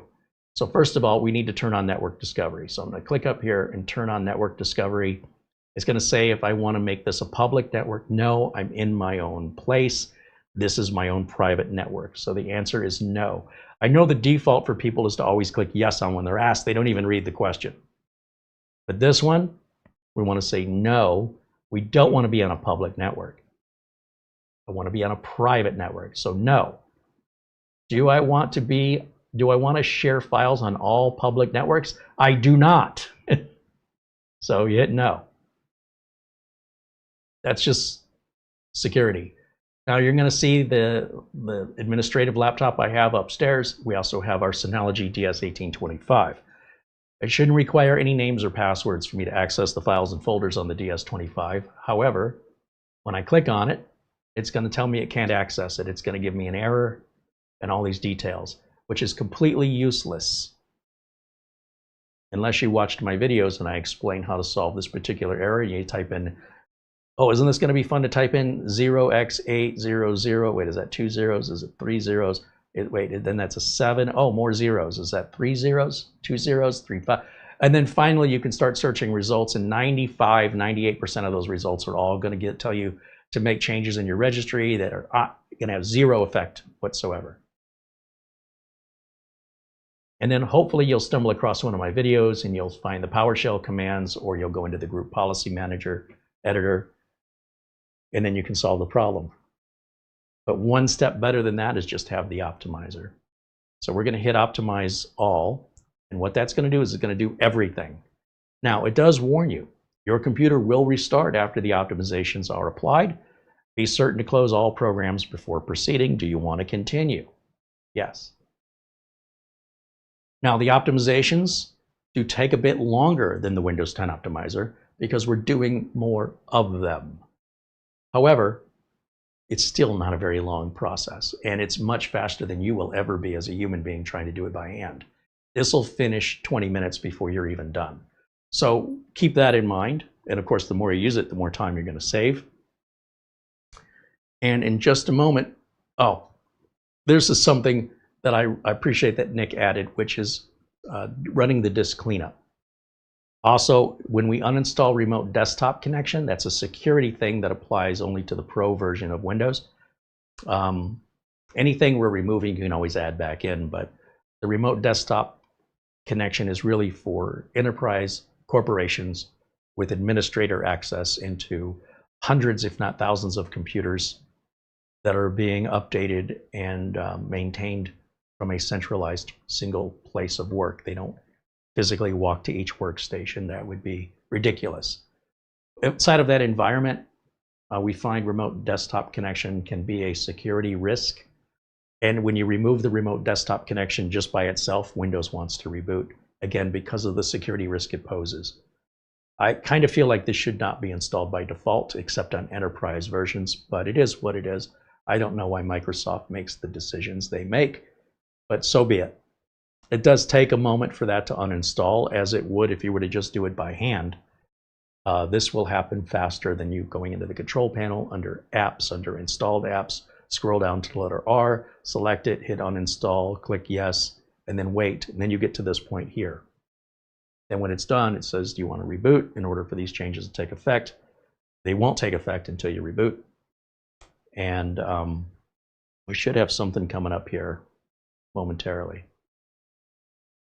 I'm just looking to see if there's looking for any input from me. And these are all the things I would do by hand. I would always uninstall this by hand. If you go back and watch my videos from before, you'll see that I've always gone in and removed this as a security precaution for my clients. I've never met a client in my life that uses it. You might have a client in your life that uses it. Listen to what I'm saying. I'm not talking about you. So if you have a reason to keep it, then make sure you don't optimize all. Instead, start choosing things manually. If you're that level of tech savvy, it's still going to save you a lot of time. I'm actually surprised how much time this is taking. I kind of thought it would be done by now. But I'm going to let it sit here for a minute because we might have just found another little issue here that Nick will have to look into. We've got this running really, really well. The problem is we don't have it running on enough variety of systems yet because there's some differences between computers that Nick may have to take into consideration and check for before running these changes. And this may in fact be one we're discovering right now. So I'm a little bit, I've never seen it do this before, but I've never run it on this laptop before. And the sooner we can discover things, the sooner we can polish it. All right, so I want to see if, because it doesn't seem to be doing anything right now, and it shouldn't, to the best of my knowledge, be taking this much time. I don't know if we can close it.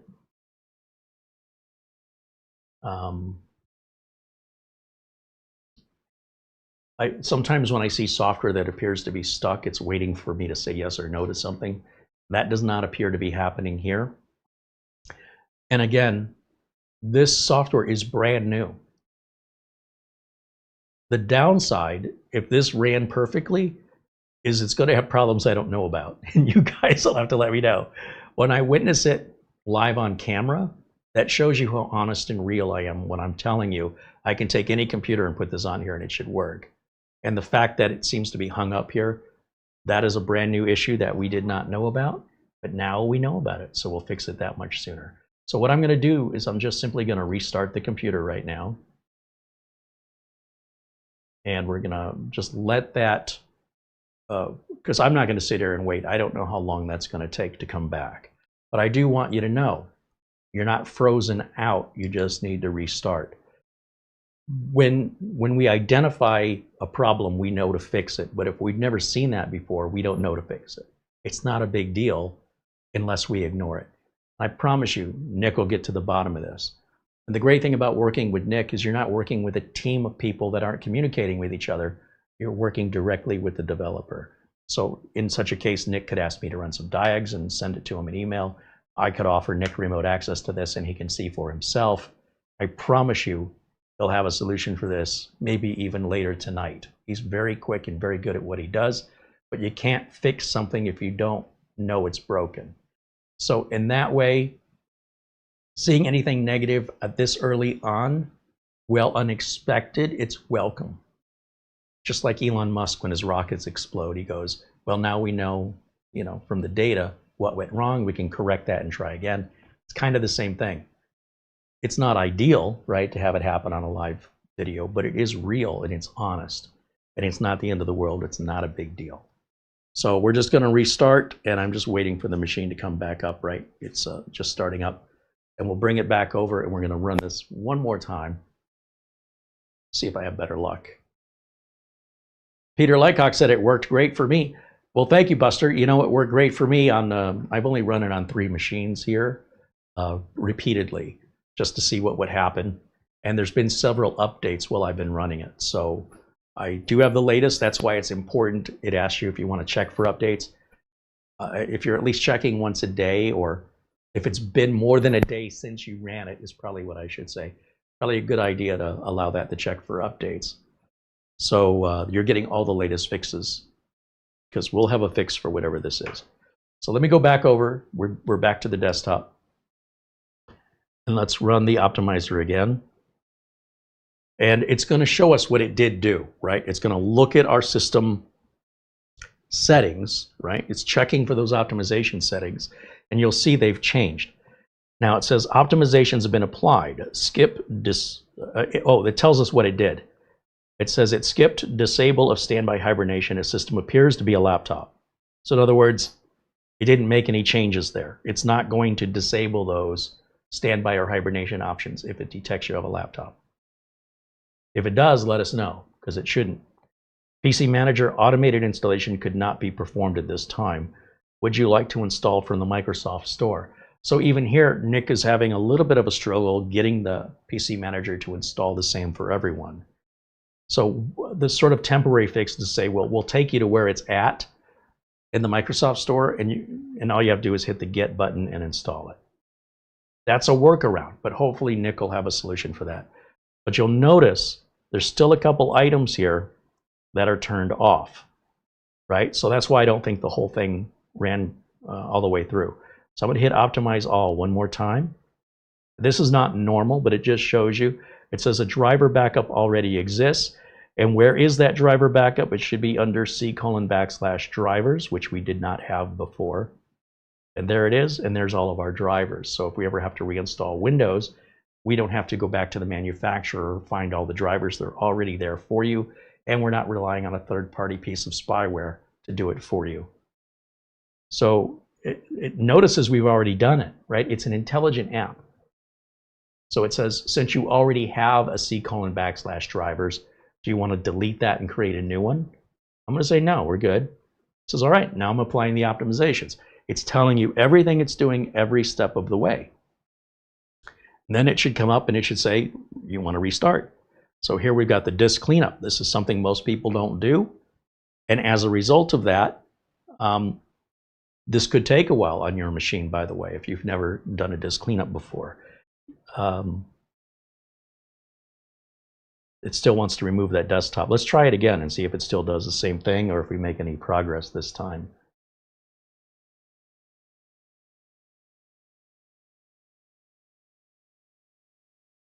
I do know this takes about a minute to uninstall, so I'm concerned I'm not seeing a progress. Oh, there we go. It's working now. That's what it's supposed to do. Now, the updates are underway is probably referring to the disk cleanup, where it couldn't clean up any files that were in use. So when Windows shuts down, those files that were temporary files in use are now able to be deleted to finish the disk cleanup. And Microsoft says updates are underway, which isn't really the truth. but that's why you might see that. All right, so I'm going to wait for the desktop to come back up because our video output goes out anytime Windows isn't loaded, as is common with most laptops, HDMI out. So when that comes back up, we're going to browse the network again and see if I can access the NAS. This is going to make me so much more efficient and help prevent the mental repetitive nature of this job where it's always the same. Oh my gosh, and check this and PowerShell that and da da da da da. And it starts growing and growing and growing. And then I think, we finally have enough changes we're making to justify the optimizer. I reach out to Nick, I go, we're ready. And it just coincides perfectly with the end of support for Windows 10. Windows 11's been out 4 years, and in those 4 years, I found a lot of things I've been changing. And every time Microsoft introduces a new version of Windows 11, 22H2, 23H2, 24H2, now I have to change things I never changed before, like the whole networking stuff. So it's important that the updater will also continue to be updated itself, or the optimizer will continue to be updated to continue to respond to any impacts that future updates may have on the system, such as breaking networking again.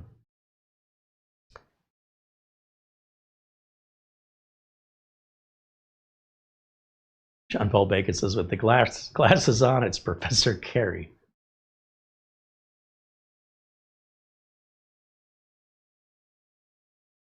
Let's see, Jason's saying some results here. P3 RMA Noob says, I absolutely love how you elegantly call out those entitled freebie chasers. Thanks for all the great info over the years, with a $20 super chat. I'm not trying to call them out so much as raise awareness. If you're asking a multi-billion dollar corporation to throw in a little something extra for you, I'm behind you on it. I'm a small independent guy, virtually and in real life. And in order for this community to work, it can't just be one-sided. It can't be me paying for everything and then I'm just feeding the entire community. I need the community to contribute back. And by contribute back, it doesn't have to always be financially. It could be just by being supportive and kind, interacting with us and being friendly with each other. I love all of that stuff. So I can't stress enough that if it's one way, like television, and I'm not a big, NBC or Disney, I don't have that kind of money. I don't think I'd want that kind of money, to be honest. But just like you, we're all doing our best. And there's nothing worse for me than the feeling of being taken advantage of. And people may not realize they're even doing that. They might think of it, you're rich because you're on YouTube, because that's how that works for some people. But it's not my intention to call them out. It's to make them aware. Have you considered, I'm not Disney. I'm not really any different than you. And have you considered, these videos do cost a lot of money to make, and that I'm not at a client's billing by the hour right now. I'm here making videos for you. I can't do both. But my mortgage will be due at the end of the month. So with the electric bill and the water bill and the cell phone bill and the internet bill, blah, blah, blah, blah, blah. I still have to eat. I still have to do laundry. I have to buy clothes. I have to get a haircut. I got to go to the doctor and the dentist. I have all the same bills, but they're not expensive. So we can make this work. As long as we have the support of our community, we're not going anywhere.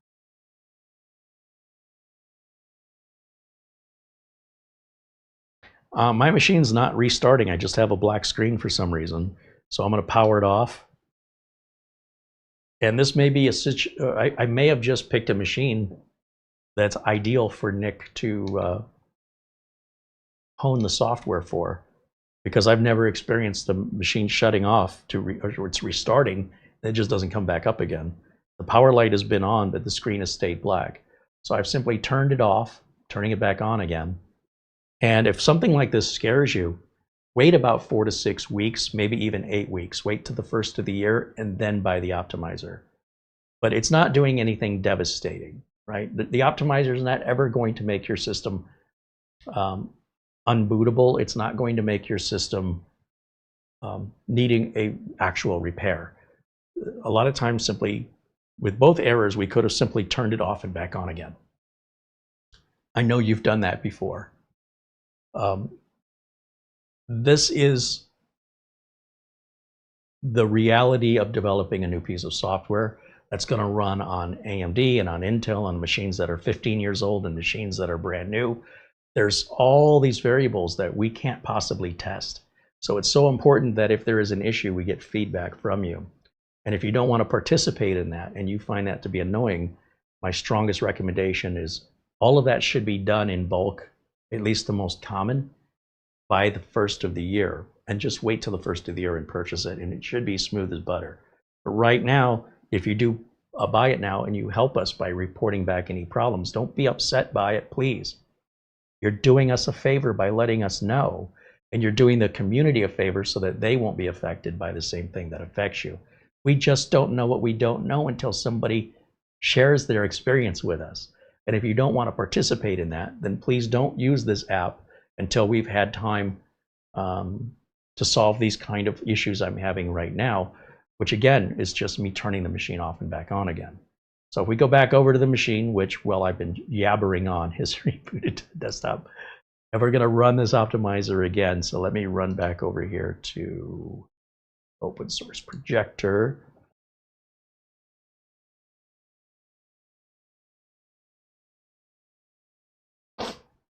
What I want to see is I want to see all of those switches turned on if it's been optimized, except for the standby and hibernation.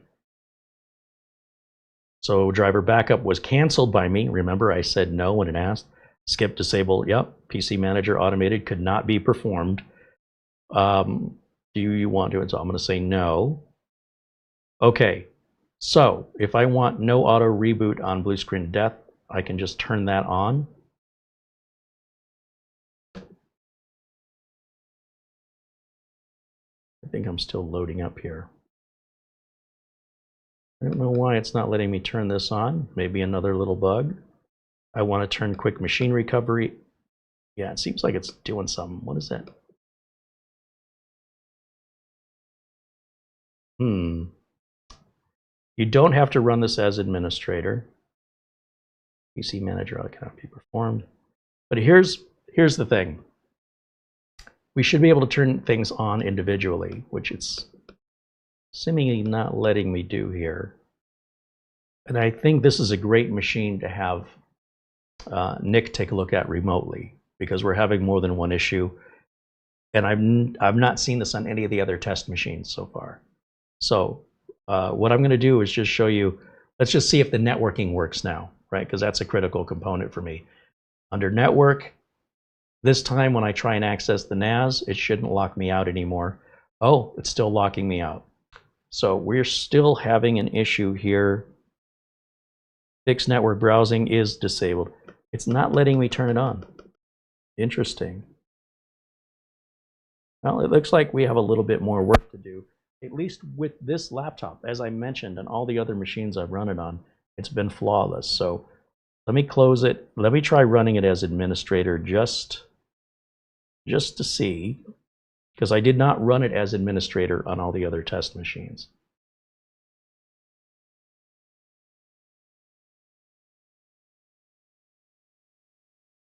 Check for updates. Apparently, while I've been demonstrating this to you, Nick is working on it in the background. You gotta love it. Let's grab that latest update. And it's a pretty small file, so it's very quick. I'm glad Nick did that. Now you'll notice there's two of them on the desktop, but one should go away. There it goes. Do I want to check for updates? Let's check it again. No updates. And secure boot is being detected. Activation is not active. That's true because this machine was not activated yet. I want to fix my network browsing. Can I select? It's still not letting me select this. So that's not moving. And if I'm, oh wait, maybe I'm being impatient. It was still loading.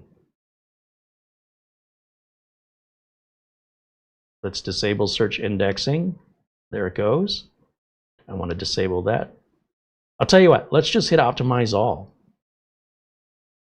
You want to create a backup? No.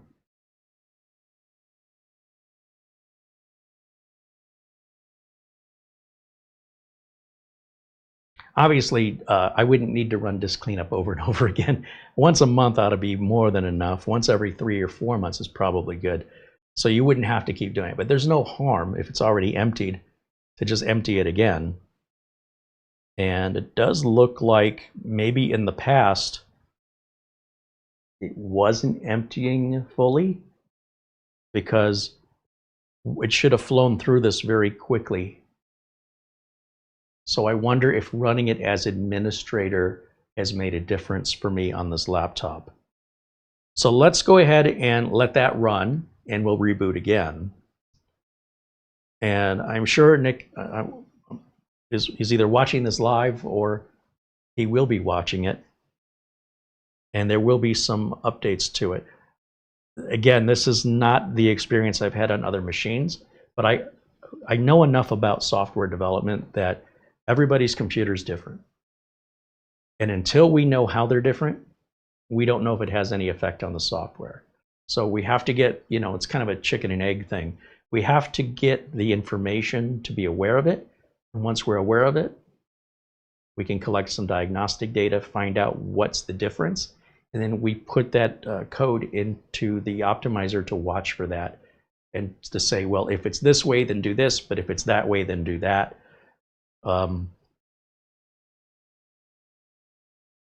Yeah, I mean, this cleanup is taking quite a long time. So I don't think the cleanup was running before.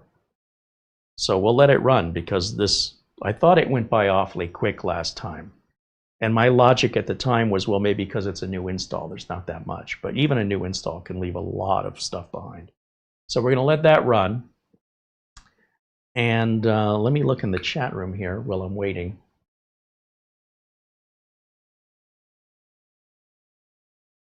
I expect Nick's going to have a lot of updates based on your feedback.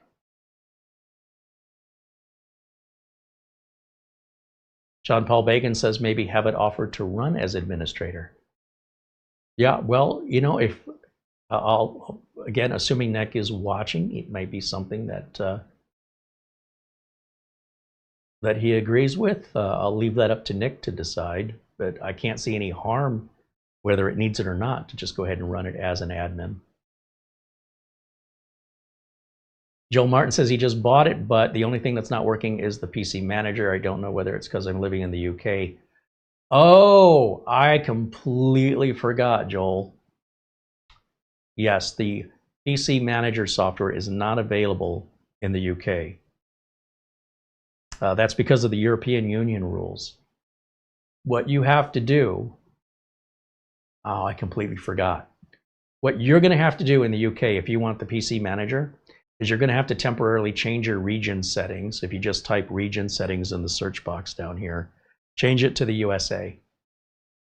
Just that one setting. Then download and install PC Manager, and then go back into region settings and put it back the way it was. And you've got it. I'll talk to Nick about that if we want to watch for the region settings, and that'll be another exception that can be put into the code. And Nick could even offer the workaround to change the region for you and let it install and then change it back. Thank you for that. Wow, that's a good one. I totally forgot.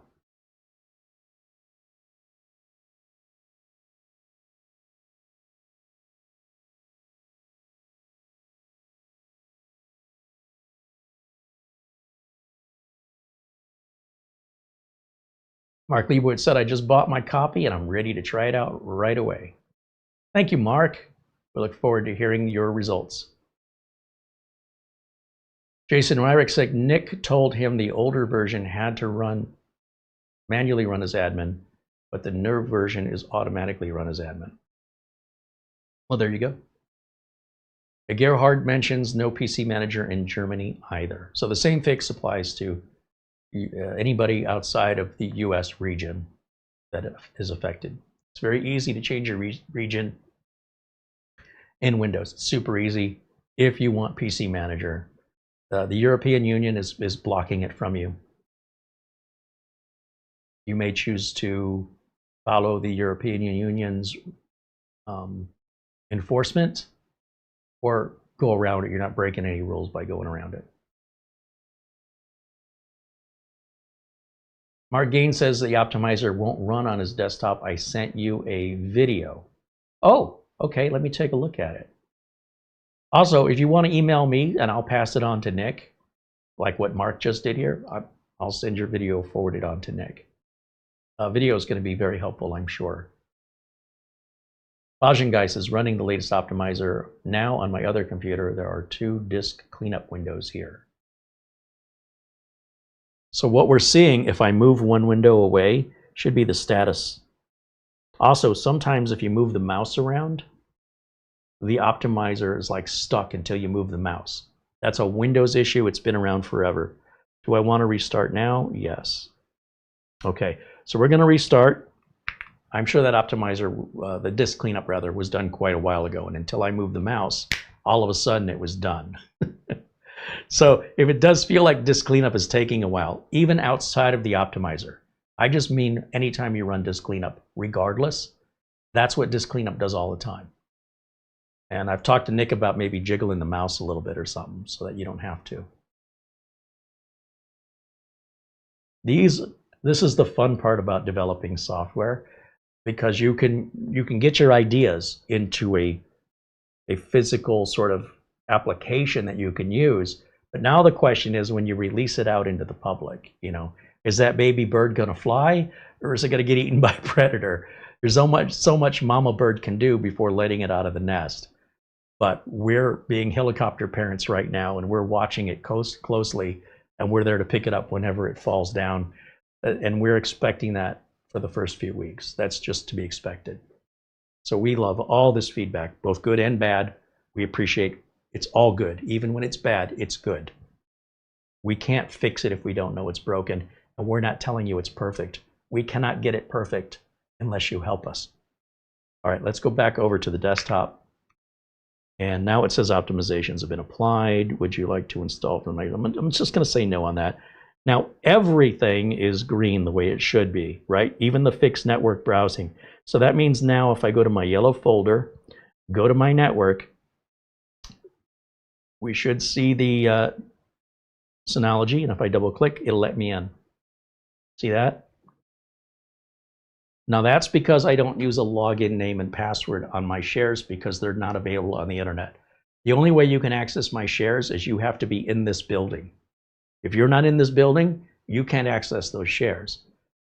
And so everybody in this building can access the NAS equally. Now, if this were a business, we may not do that with all folders. We might have a certain folder for people on payroll that other employees can't get into. But overall, more than not, setting up a NAS or even setting up any PC share, you can put passwords on it if you want to. I don't want to do all the extra work to secure myself from myself. That's the dumbest thing I've ever heard. But you might not be in that position. All right? So everything's customizable. Now, when it comes to installing the PC Manager, we definitely can get rid of the error by just turning that on. And do I want to visit the Microsoft Store this time? I'll say yes. I don't have to find it. It takes me right to where I need to go and just follow the online steps. And then when we run the optimizer again, it should tell us there's nothing to optimize. We have everything. So let's test that theory out. It is an intelligent optimizer. It knows what's been changed from the recommended settings. And if you want, it just occurred to me, maybe we could have you guys develop your own recommended, I want this one on and this one off and this one on, and then save user preferences. As you can imagine, the software starts getting more complex, the code gets more complex, and at some point we have to draw the line to say, look, we're not going to institute every possibility here, because then it's going to be overwhelming we're going to remove the simplicity of it, right? But reasonable things like maybe being able to set your own personal preferences that you could load versus my personal preferences when you hit the optimize all. If you're somebody doing a lot of systems and you're constantly getting tired of having to move those switches to the way you want them instead of the way I want them, maybe saving a profile for your user preferences is something Nick can add. If you guys want that, you have to tell me.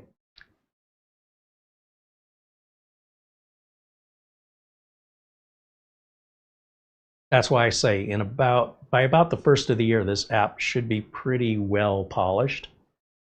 And I expect the bulk of any issues to be presented here in the next 2 weeks.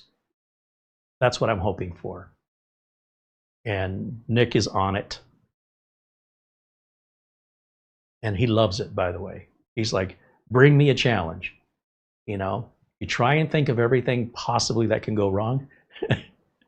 And what's left is everything you didn't think of that could possibly go wrong.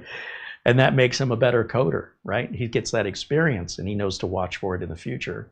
It strengthens his skills. It gives us a better product. And it also adds more value to the product. And we appreciate you guys being a part of it. The problem is if we waited and waited and waited until this thing was polished before we released it, we'd run out of money and we wouldn't be able to release it at all. So at some point, we're like, okay, is it good enough for public release? It mostly works as far as we can tell. And that way we can start, you know, because Nick has poured months into this without any payment at all. So this at least helps keep him afloat for the work he's already done. And it gets you guys something that should mostly work. Let's be honest, this is true of all software, but most companies aren't as honest about it as I am, right? This is even taking a bit longer, but this has nothing to do with the optimizer. This is all Microsoft at this point. This is a small app. It should install very quickly.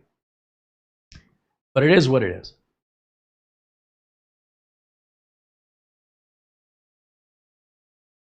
Mark Leibowitz has verified that the app will ask for an admin password if you are not logged in as an admin.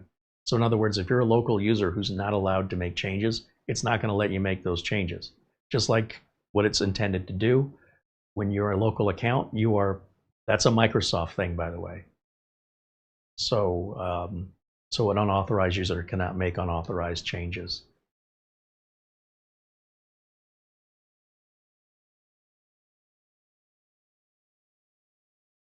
Yeah, this download is really slow here. Oh, I guess it says 28.8 meg of 49.95 downloaded. This is a very small download. 50 megs is nothing.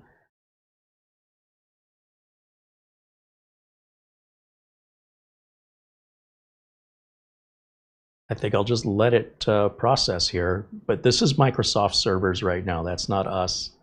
That's not the laptop. It's not the optimizer.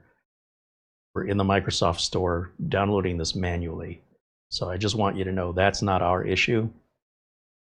I'm more than happy to admit our issues. We're going to have a few. This ain't one of them. All right, let me look back at the chat if you have any other questions. Al says if there are some glitches with software, it only means it gets better. Yeah, I mean, we can't fix it if we don't know. That's my whole point. Exactly. If you're expecting it perfect, wait till after the first of the year.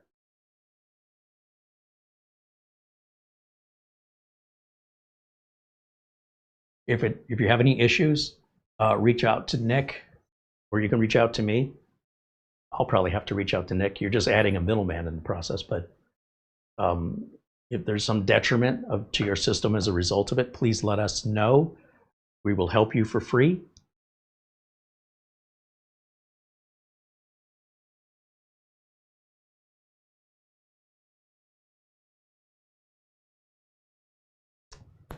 I'm looking for Mark Gaines.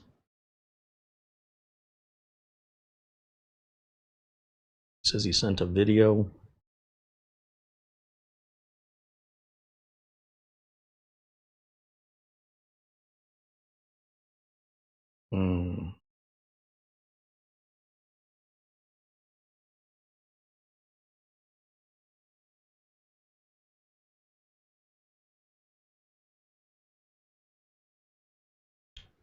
I'm not seeing anything from you, Mark.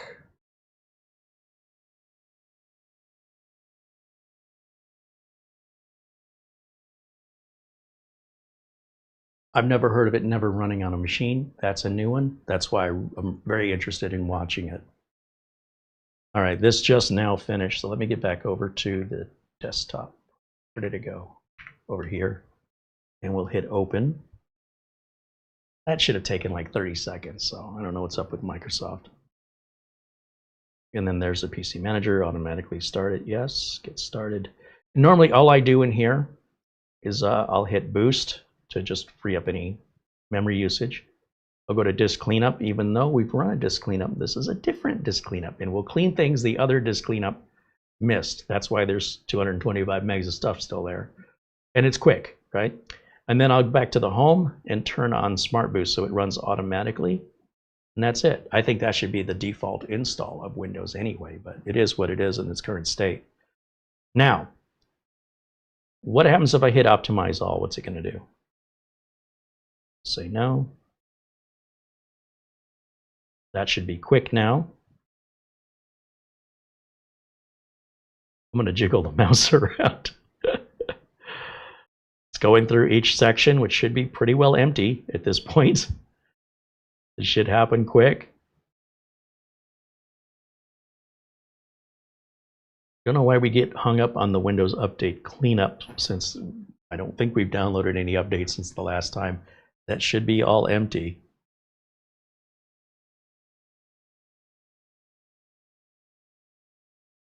No, still much faster.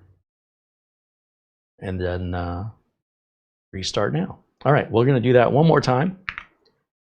And ideally, another suggestion for Nick will be that when the optimizer is checking your current settings, maybe it shouldn't be running disk cleanup by default every time. Maybe it should say, we do the disk, take a look at the last time disk cleanup ran, and if it's run within the last 30 days. I don't know. I don't want to overcomplicate it, but I should be able to hit Optimize All, just like we did with the Windows 10 optimizer, and just have it go through those individual settings, rather than the PC Manager, disk cleanup, and the other things that can take some time that really only need to be done. Like PC Manager just needs to be done once. The system has rebooted, so now it says optimizations are applied. Yeah, so even the driver backup. So I think what we need is maybe another type of optimization that's going to leave out all of this stuff here on the right and just do this stuff here in the middle. In fact, I even think maybe PC Manager should be moved over here. That way we can do one or the other and separate these into two different tabs. I don't know. I mean, I'm open to ideas. I'm just trying to think. And it does say now, Nick has updated this, it does see it as an administrator. He's fixed that. We don't have a Microsoft account. That's what non-MS means. You're not logged into Microsoft. It is a local account, which kind of means non-MS. Is a little redundant, but I guess, I don't know. That's fine. And so what I want to be able to do, Nick, if you're watching, is when I hit the Optimize All button, just like with the Windows 10 optimizer, it comes back and says, everything's already optimized. That's what I want to see. I don't want it to do all this other stuff because it's unnecessary other than once in a great while. So maybe these should just be manual commands and they should not be part of the auto run. Maybe you should have to click on these manually as a user and move the driver backup over here. And the the driver backup is here. So just move the PC Manager over here and let's automate this side. And then this will be the on-demand task the users have to do on their own. And then that way, when you hit the Optimize All button, it can pop up and say, you're already optimized, just like the Windows 10 optimizer did. We're getting closer, and it's through this experience and putting time into it that we're able to refine it. And we will continue to refine it, not only to my own preferences, but to yours as well, that we can agree on would be beneficial to the masses as much as possible, as well as any particular options you think that should be there. And we will draw the line when it starts to feel like it's taking up the whole screen. That's too much. We want to keep it simple. And somewhere in there, we're going to walk the line. I don't think there's anything we can ask Nick to do that he can't do. The question is, should he do it? And that'll be for us to discuss, both you and I, and Nick and myself. And we'll try and make the best decision that we think benefits the vast majority of people. but it doesn't mean we don't appreciate your suggestions. I mean, you miss 100% of the baseballs that you don't swing at. You know what I mean? If you ain't swinging, I guarantee you ain't making contact with the ball. So, Trevor Dunn said it'd be nice if you told the status of Windows Update. So the problem with that, Trevor, and the reason I wouldn't personally like it is if we go to Windows Update and we want to check, we could be here a while. You know what I mean? Like, it's still waiting on stuff here. Now, what we could do is we could put it here and just check Windows Update as a button as part of the manual task. But this is going to take a while. And I don't want, so for me, I'm very impatient. The whole idea of the optimizer is to get things done quickly. And I know just to check updates can take a few minutes on some machines just for it to come back and say there's nothing, or it's just an antivirus update, you know, something not critical. But, you know, it's not a bad idea to put the check for updates shortcut right in here. I figure we have room for what, maybe 4 more buttons. So if we move PC Manager over here, that'll be 3 more buttons. Windows Update will leave us with 2 more options we could add. In theory, that gives us a little empty space remaining for future potential tasks on demand.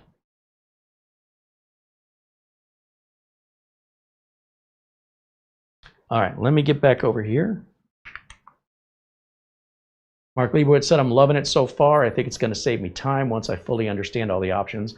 I know it's going to make my setups more consistent. So far, it's awesome.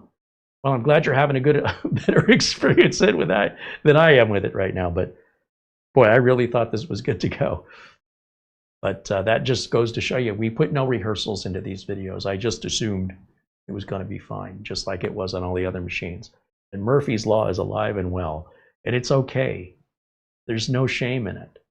We're here to accept responsibility, to acknowledge it's a brand new product. We never claim to be so arrogant or delusional to say, oh, this product is perfect.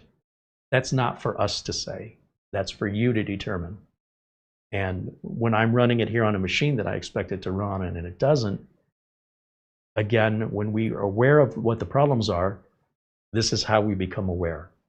Once we're aware of it, we'll fix it. We're not going to deny it. We're not going to say, oh, that's your problem. Unless it is. But I mean, we really appreciate that feedback, and we appreciate your understanding that, you know, this is just a little baby. It hasn't learned to walk. It's still pooping in diapers, you know. It's understandable where it's at in development. It's pretty damn good for most people. There's little things that need to be polished and improved, and we need your feedback. It would really help expedite that process.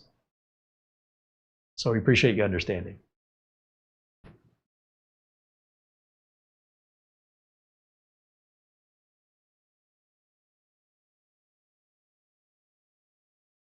Jason Wyrick says we could open the window maximize so we have more buttons. That takes away the ease of use, right? It's like if I came out with a book that said, here's the dummies book for Windows 11, and the book is this thick. That's intimidating, and a self-proclaimed dummy is going to say, no way. That's already too complex. The book is already too thick. So we do want to keep the app as small as possible physically on the screen. And not everybody has a 4K resolution. You know, if somebody's got a really low res, it's possible they can't even see the whole thing as it is. And we'll cross that bridge if we get to it, but it's something else to keep in mind.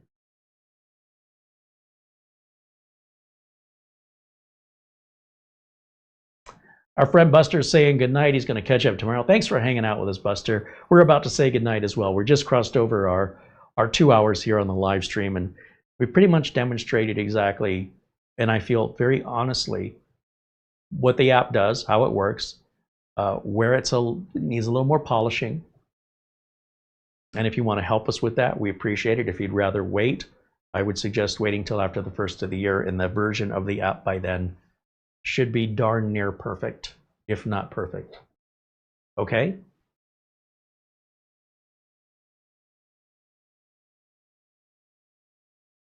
If you feel like that app has ripped you off, tell Nick you want a refund. Well, don't be a jerk about it. Just say, I'm not happy with it. Can I have my money back? Nick will return your money, right? We're not, if you're not happy, we're not happy, okay?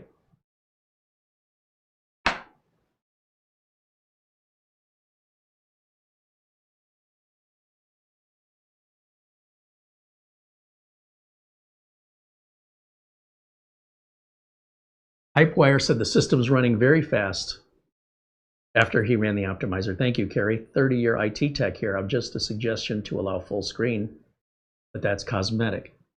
Yeah, I guess the app doesn't all, hold on a second, let me look. I never tried to make it full screen.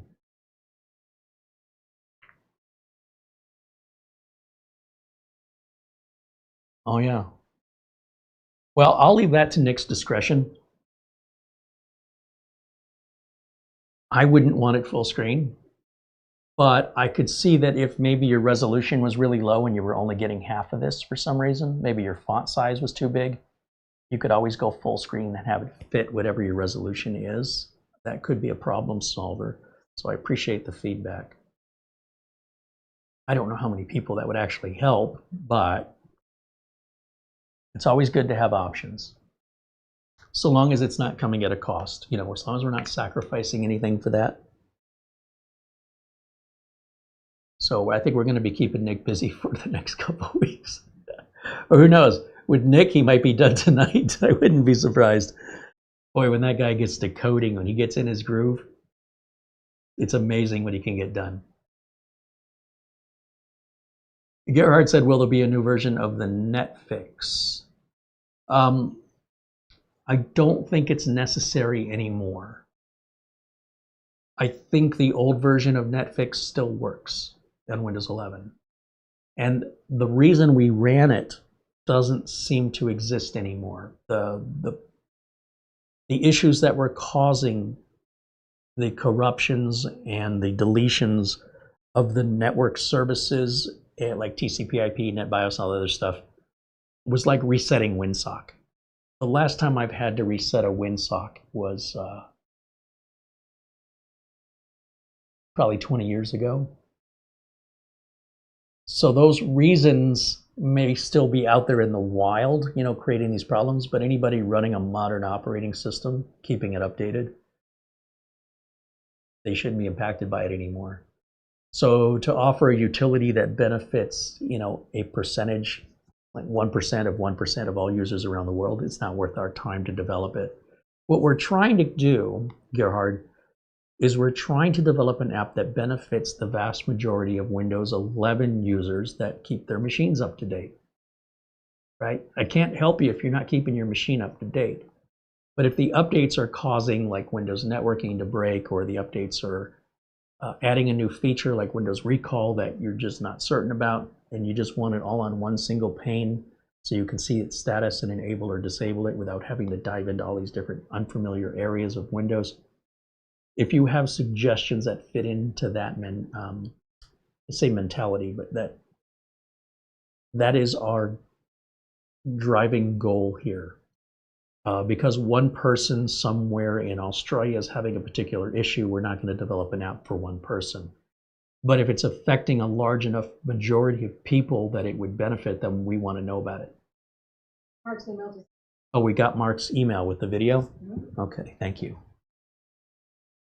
We're still installing updates over here if you were curious. All right, let's take a look.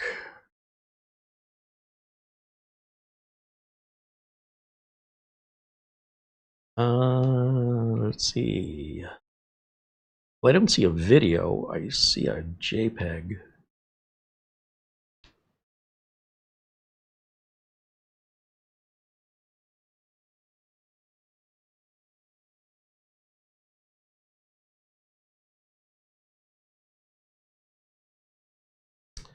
What I see from you, Mark, is you're showing me a size of the application being 1.1 kilobits.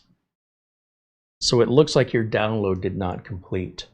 It sounds like you have an incomplete download. the file size of the Windows 11 optimizer. And let's face it, you got to make sure you have the whole file or it's not going to run. So now that makes sense to me that it's not running because you only have 50% of the file. So just to show you what you should be looking for, if we head over here, take a look at the size of the optimizer. If I move this over, it looks like your download may have been interrupted and wasn't completed. Go to Properties. We want to see a file size. Well, this shows 2.85 meg, which is nearly twice what you showed me in your photo. If I go here and go to the desktop and try and get a similar view, see here it says 2928. Yours says 17 something.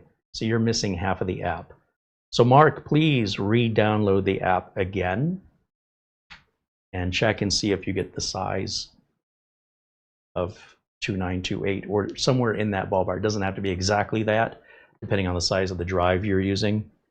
But you should see somewhere around 3 megs. You've got half of that.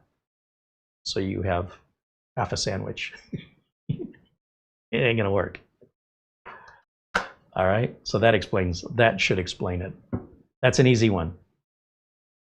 Hey, D7X Tech. Let's make sure he is a moderator here, standard moderator. All right, so he'll be blue. Thank you for joining us, D7X Tech.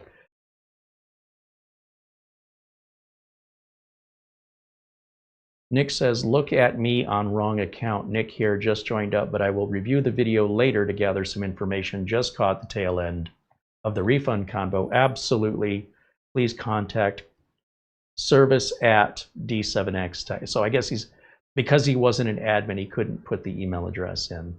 So Nick, if you want to do that again, you can post links and email addresses now as an admin in our chat room.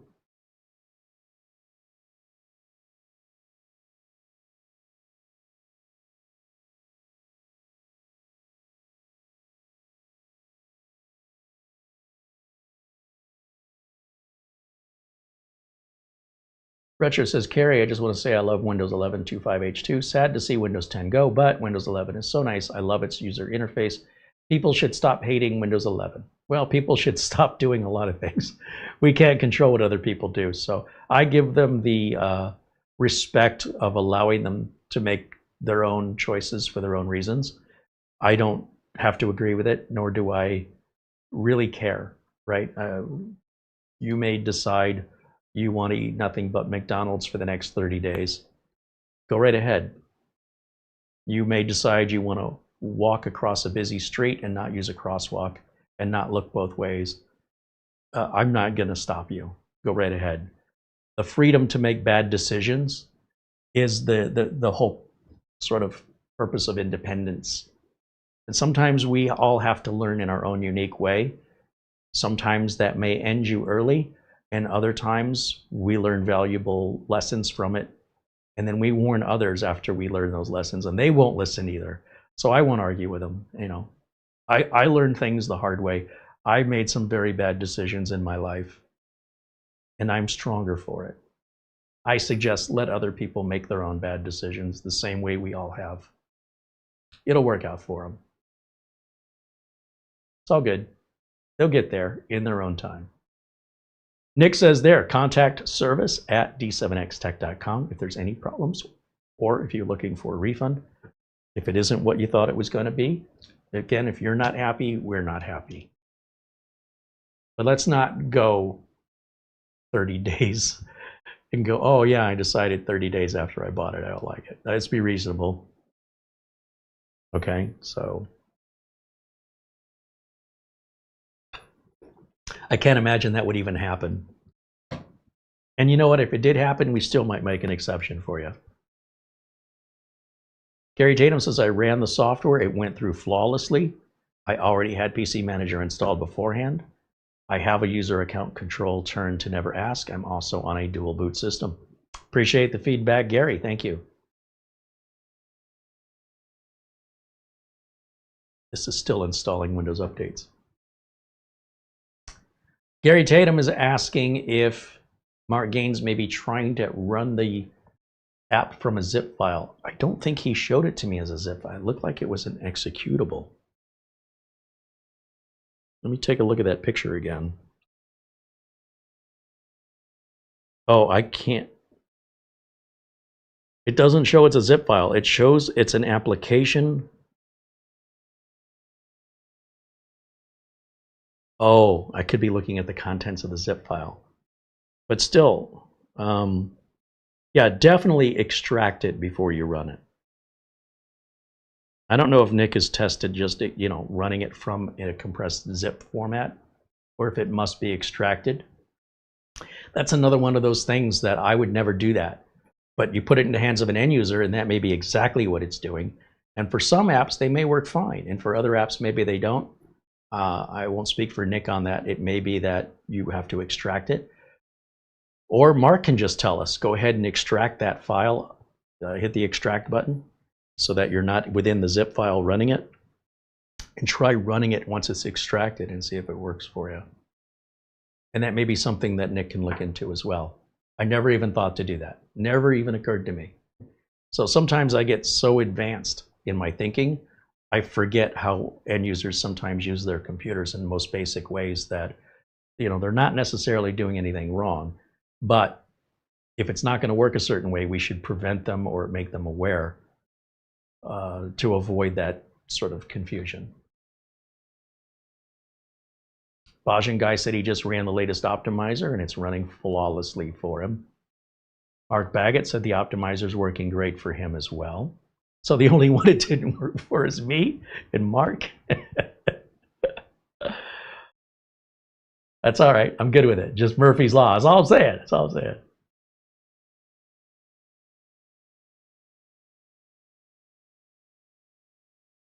Michael Lavelle said he got the latest update. It's all working great. We appreciate Michael's help behind the scenes as well. We had a few of you volunteer to help us test it as our members, and we appreciate it so much. Because, there'd be that many more bugs we'd just be figuring out without your help. So that's definitely eased the burden. D7X Tech says there are very few things that may not work properly if you don't extract this file first. But it's possible he's correct because he didn't test it either. He'll put it on his to-do list. All right. Well, it's all about awareness, right? We can't do anything about it if we don't know about it. But in the meantime, Mark, if you want to go ahead and extract that file and then run the file, let us know if it works now. That would help.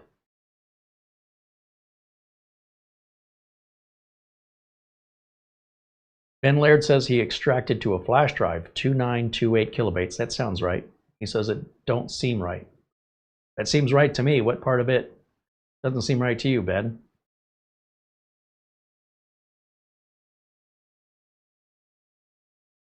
D7X Tech is Nick, the person we've been talking about this whole time. Looks like we're ready to reboot over here. I'll let that go. So if you have anything to say to Nick, well, he's here. Otherwise, you can reach him through email at the email address service@d7xtech.com. Donnie Murdoch said, I love D7X programs so much. Nick does a lot more than this, right? Nick was well established as a developer, especially with system utilities regarding Windows, and you might look at some of his other software. For a time, he was integrated with Instant House Call for maintenance tools, repair tools as a tech. And it was many years ago. He's been doing this a long time. He's pretty well versed in Windows internals, but not that any of us are, all knowing. We're all still learning. Mark Gaines said, I did not extract, but it still won't run. All right, so when you say it's not running, Mark, is it giving you an error message? Like when you double click on the file to run it, what happens next? Is it just nothing happens? Have you tried restarting the computer and then trying it again? This has got me fascinated right now. Mark is in Northern Ireland, so it's not like I'm just going to hop over there and take a look. But I'm happy to connect with you remotely after the show, Mark, and take a look at it myself. It's probably something simple, and it's so simple, I'm overlooking it. If I see a door and I go to pull on it, it won't open. Most human beings will probably try pushing on the door. That's not me. I will check to see if the door's locked. I'll look to see the hours, if they're on the window next to the door, if the bids is open. I'll look in the window to see if anybody's in there. And then the last thing I'll do is push on the door.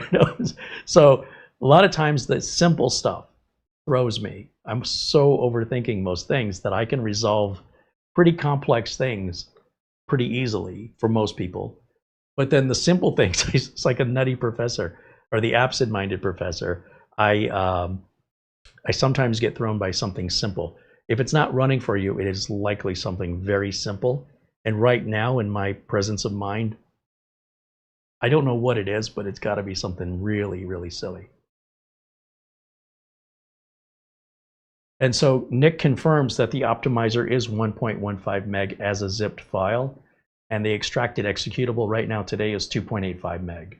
And the current version is 25.11.5.1 as of the 5th of November 2025. That's going to rapidly increase version number as Nick continues to work on it today and in the coming days ahead.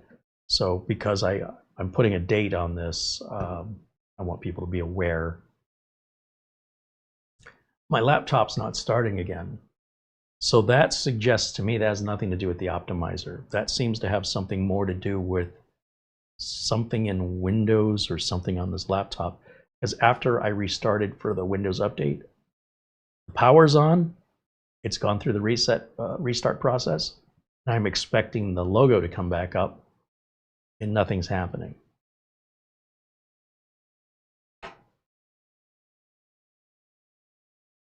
This was a fresh, clean install of Windows 11, so it wasn't fully tested before I ran the optimizer, so I can't say that this is optimizer related, especially since we didn't do anything with the optimizer this time around. But it's possible that the optimizer's made some sort of internal change. Anyway, I'm going to just turn it off and back on again, because the last time I did it, it booted up fine. But I think it's unique to something going on with the laptop. That's why we just need as much testing as possible on all different platforms, laptops, desktops, minis. And then the more feedback we get, it's like if you develop a website, you want to see if the website looks right in Firefox and Opera and Chrome. You want to make sure it looks right on iOS and on Android and Safari. It's a lot of work to test it in all the different browsers people use. So it's finishing the Windows update now. It's rebooted fine that I've manually turned it off and back on again.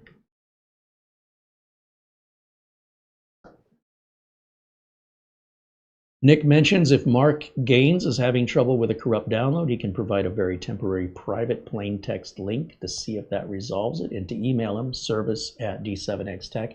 That's for you, Mark. John Williams wants to know if it matters if BitLocker is on or off. No, it doesn't care. Margain says, when I click on the extracted file to run, I get the user account control. Do you want this app to make changes to your device? I'm assuming you're clicking yes. Are you an administrative user on that computer, or are you just a, well, I guess just, are you an administrator on that computer, that account you're using?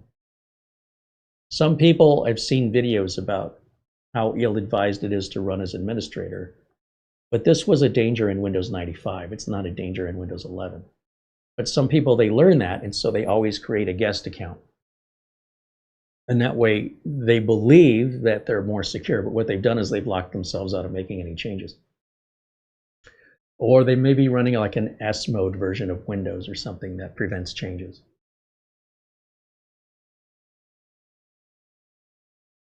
So Mark Gaines is saying that it, when he clicks on it, it says the app's going to make changes. Do you want to allow it? He says yes, and then nothing happens. So it sounds like you're not the administrative account that you're signed in on. But again, I mean, I'm guessing. I don't know. If you reach out to service@d7xtech.com, Mark, Nick will work with you. I'm happy to work with you too, but I mean, Nick can probably find it a lot quicker than I will. But whatever you want to do. Gary Taylor says, I got a bug for you. If you click on PC Manager button, it'll launch the program, but then it gives the can't install PC Manager error. Okay, let's try it. Let's go over here. Right click, full screen over here. Let's run the optimizer. So yeah, do you want to allow this? I click yes.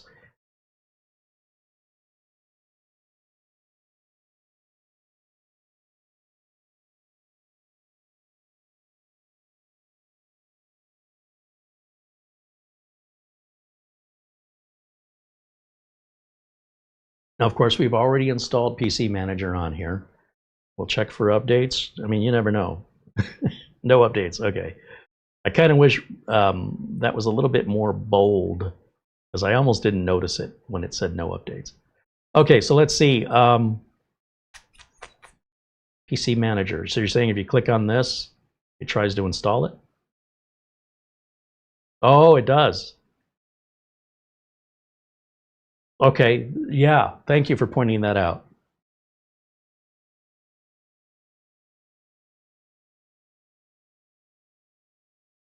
Good catch.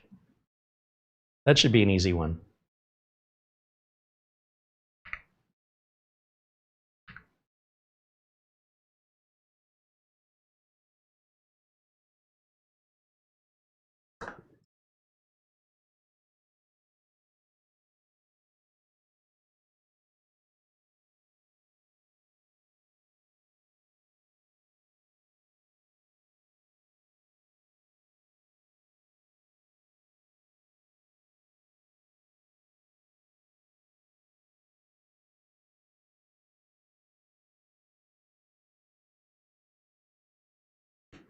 And there's your replies there from Nick for you guys. Please do watch the chat room for Nick's responses. He's in blue there, D7X Tech. All right, I think with that, I think we're good to go today. And we'll keep you updated when there's significant improvement on the app. We're going to run another video like this demonstrating it. And I won't have this laptop anymore. This has to go back to Nemo. So I'm not going to repeat the same exact things, because then it's rehearsed. So we're going to go back to taking a brand new computer we've never run it on with the latest version of the app when we've given Nick enough time to address the issues we've seen today. And we'll try and do some more bug hunting and continue to polish it. And everybody who's a part of it, we thank you so much for your patience and your tolerance and your understanding of this is what I do on this channel. I want to show you, I want to give you a little taste of what it is to be a computer tech, what it is to be a software developer, all the stuff going behind the scenes you will never see. Companies don't want you to see how the hot dog is made, or you may not want to eat it, okay? But this is true. Everything you're seeing is real, and you're just getting a taste of it, right? You're not being the one held responsible, and you know the clock is ticking and the pressure is on, but you can at least be aware that all software kind of develops the same way. And if you've never written software or seen how it's done before, no matter if you think you've got it right or not, it's until you release it to the public that's really the test. And then the question is, how will the company respond to the criticism? Will they say, it's all your fault, or will they say, thank you? Because I think what was a game that came out and the company was blaming the end users, like the app came out, the game came out, and people said, what, do you have no quality control? And then like the CEO said, well, if you can code it better, why don't you do it? It's a new app. The CEO should be appreciating the feedback. And they probably released it early because they need to bring money in, and they weren't honest about that either. So I'm going to be honest with you. And sometimes the truth and the honesty may shock you. It may be something you're not used to. But just because you weren't aware of it doesn't mean it hasn't been there the whole time. And from my perspective, I don't see it as a negative thing. I don't see that as being harmful or critical. I see it as being helpful, that if we can find things in the app that make it more valuable, that benefits the entire community, right? And if there are things that any one particular person wants that I don't feel are going to have a universal appeal, don't take it personally. It's just not right for that app. But I've also been proven wrong on that, right? Or mention it as an example. I'll say, well, somebody wanted this feature. I don't think anybody wants it. And then a bunch of people in the chat will be like, well, I would want it. Oh, well, let me reconsider. And feel free to reach out to Nick and give him your ideas, since he's the one getting all the work done, okay? And any big changes, Nick and I will discuss, but I will tell you, Nick has made his own modifications here, because Nick and I are exactly on the same page on this one. Like, the first one wasn't this easy. Nick knows what I want now, and some of the things I hadn't thought of, Nick already thought of and said, what do you think if we do this, and what do you think? And I'm like, yes, yes, yes, yes. This has been an absolute pleasure developing this with Nick. Not that it wasn't the first time, but this is even easier, and it's far more complex. Explain that one to me. But yeah, I think Nick is even able to make the same decisions I would make now. I think we're both exactly on the same purpose and values page. But nonetheless, feel free to reach out to Nick with any ideas as well. And if Nick isn't sure of how I feel about it, he'll check with me. But I think he's going to automatically predict accurately what my response will be. And that's a great feeling to have somebody, you know, right there on the same page. And not that he wasn't there before, okay, but we hadn't worked together before. And there was just a little bit of get to know you that took a little bit more time for a smaller app. And now it's taken less time for a bigger app. I think that's pretty damn cool. So I can't thank Nick enough for that. He's put a lot of work into this, and I've had very little to correct him on. If anything, he's been making me aware of things I hadn't thought of. So everything's reversed to the first time.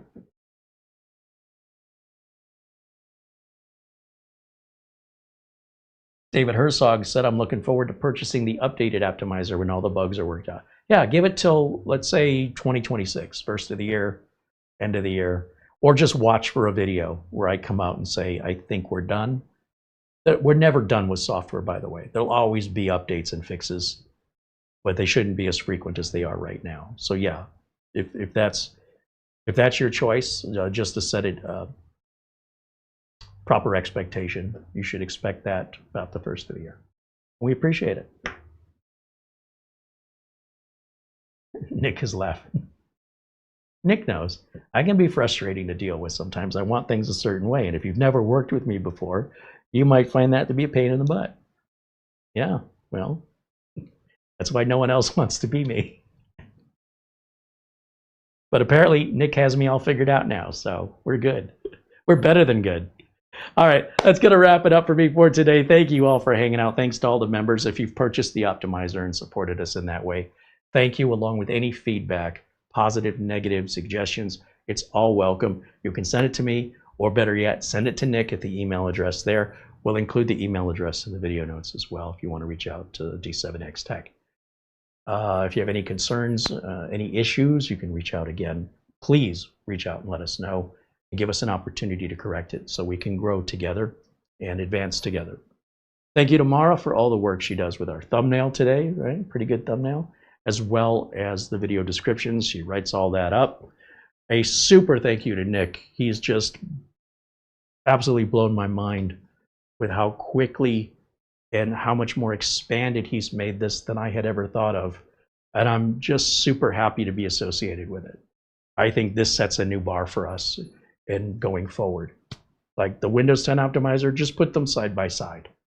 Look how far it's grown. Look how much more it does. And I think it's more useful and more valuable now than ever before. You decide. You let me know if you agree with me. And if you don't agree with me, tell me how I can make it more valuable. I'd appreciate it. That's going to wrap it up for me for today. I want to give a shout out to our friends at URCDKeys. You'll notice when I go to this laptop, it says it's not activated, right? So how am I going to activate this? Well, for one thing, I can run my optimizer now. If you're not quite sure where to put your key in, Nick just made that super easy. If you have an unactivated Windows, you will have an option that people with activated Windows don't have. So if I go up here to where it says Windows activation, you notice how the cursor changed to a hand. I can click on that and Nick takes us right to where we need to go to change our product key. So I will buy a Windows 10 Pro product key because it's cheaper. I'm going to buy it over at URCDKeys. It's actually VIP-URCDKeys. And URCDKeys has given us 25% off if you use coupon code Carey. Put the coupon code right in there. You get your discount. And then we're going to go over to change the product key where I just showed you. Put that product key in. This is after you've installed and updated Windows. It's one of the last things you're going to do. And then that product key is going to stay tied to that motherboard forever. Why do I buy a Windows 10 Pro product key instead of a Windows 11 Pro? Because I want to save a few dollars. They both work exactly the same. Until Microsoft changes it, this is November 5th, 2025. So if you want to buy a Windows 11 Pro key for a little bit more money, be my guest. 25% off coupon code applies regardless. Also, it's a great place to go if you're looking for Microsoft Office and you don't want to gamble with your software. I've personally experienced sellers that sell the wrong keys. And then when you reach out to them and say, hey, you know, I ordered a Windows 11 Pro key and you gave me a Windows 11 for workstations or Windows 10 for workstations, and I got no response. But I saved a lot of money just so I could buy it again. You'll never have that problem with VIP-URCDKeys. You get a real legitimate license code for a fraction of Microsoft's MSRP. Do I sound like I'm selling this? Do I sound like a salesman? It's what I use. When you ask me, where do I buy my keys for my customers? Because I'm running a business, it all has to be legit. Am I paying Microsoft's price? I wouldn't be competitive against Dell and other competitors if I did that. Am I going and running a gamble, buying from some third-party site, hoping I get a legit key, hoping it's not stolen, hoping if I need support, they've got it? Am I going to put my reputation against a customer so I can save $4? No, I'm not. This is what I do. And for us to recommend them, they have to offer my viewers a discount. If they won't do that, we don't talk about it. I might still use them, but I'm not going to tell you about it. They have to do something for you because you're my audience. And that's what they do. They give you that 25% off with that coupon code Carey, and we can't thank them enough for it. They'll support that product for up to 6 months after you bought it. They're very easy to work with. If you have any problems with them, you reach out to me personally. Believe me, I solve every problem that hits my desk. And they're very motivated to not want to lose all that potential business so they can make, what, a couple extra bucks? So they can lose hundreds of thousands or thousands of dollars?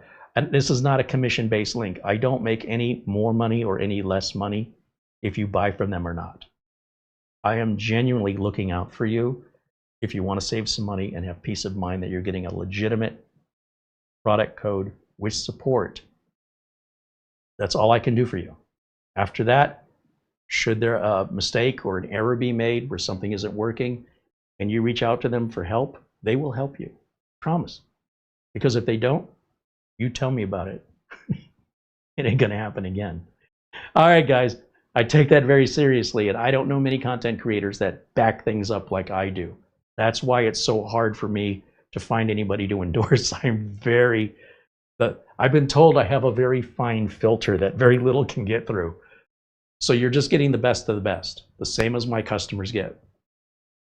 Because I want my customers to come back, I want my customers to be happy, and I want my customers to refer me. That's the best advertising I can possibly get. I'm not looking for a way to eat today. I'm looking for a way to eat for the next 20 years or longer. And how do you do that? You establish business. Finding customers is hard, but getting repeat business is really easy compared. So if all you're doing is burning through customers, taking advantage of them, you're just working harder trying to acquire new customers. Customers you've already acquired are much more likely to use your business again, regardless of what you're in business for. If they feel you were fair, you were reasonable in how much time and price, they'll come back again. And it's that repeat business that I'm after. Not everybody in business is interested in repeat business, and I know you've experienced it. So if you're wondering, am I just a great salesman? I am the worst salesman you'll ever meet. I'm just telling you, honestly, why they stand out from other key sellers. And that's why prior to being introduced to the company behind these product keys, which they're behind a couple different names, we've never done it before because none of them would go through the filter. They do. All right, that's going to wrap it up for me for today. Thank you all for hanging out. Thank you especially to Nick, again, for all of the work and time he's putting into this app. It's absolutely amazing, and I'm very, very proud of it. We have a little work to go. It's not perfect, but boy, hitting the ground running on this is fantastic. And I appreciate all of your feedback and all of the support. All of our members, thank you. Luke Greenia, thank you for your support, as well as our friend Buster. Mortant, thank you for your kind words. Thank you to all of you. Enjoy the rest of your Wednesday. I'll look forward to seeing you all again tomorrow. Once again, we'll be back 1 o'clock Arizona time. That's 12 p.m. Pacific time, 3 p.m. Eastern. I hope you'll join us. Until then, bye for now.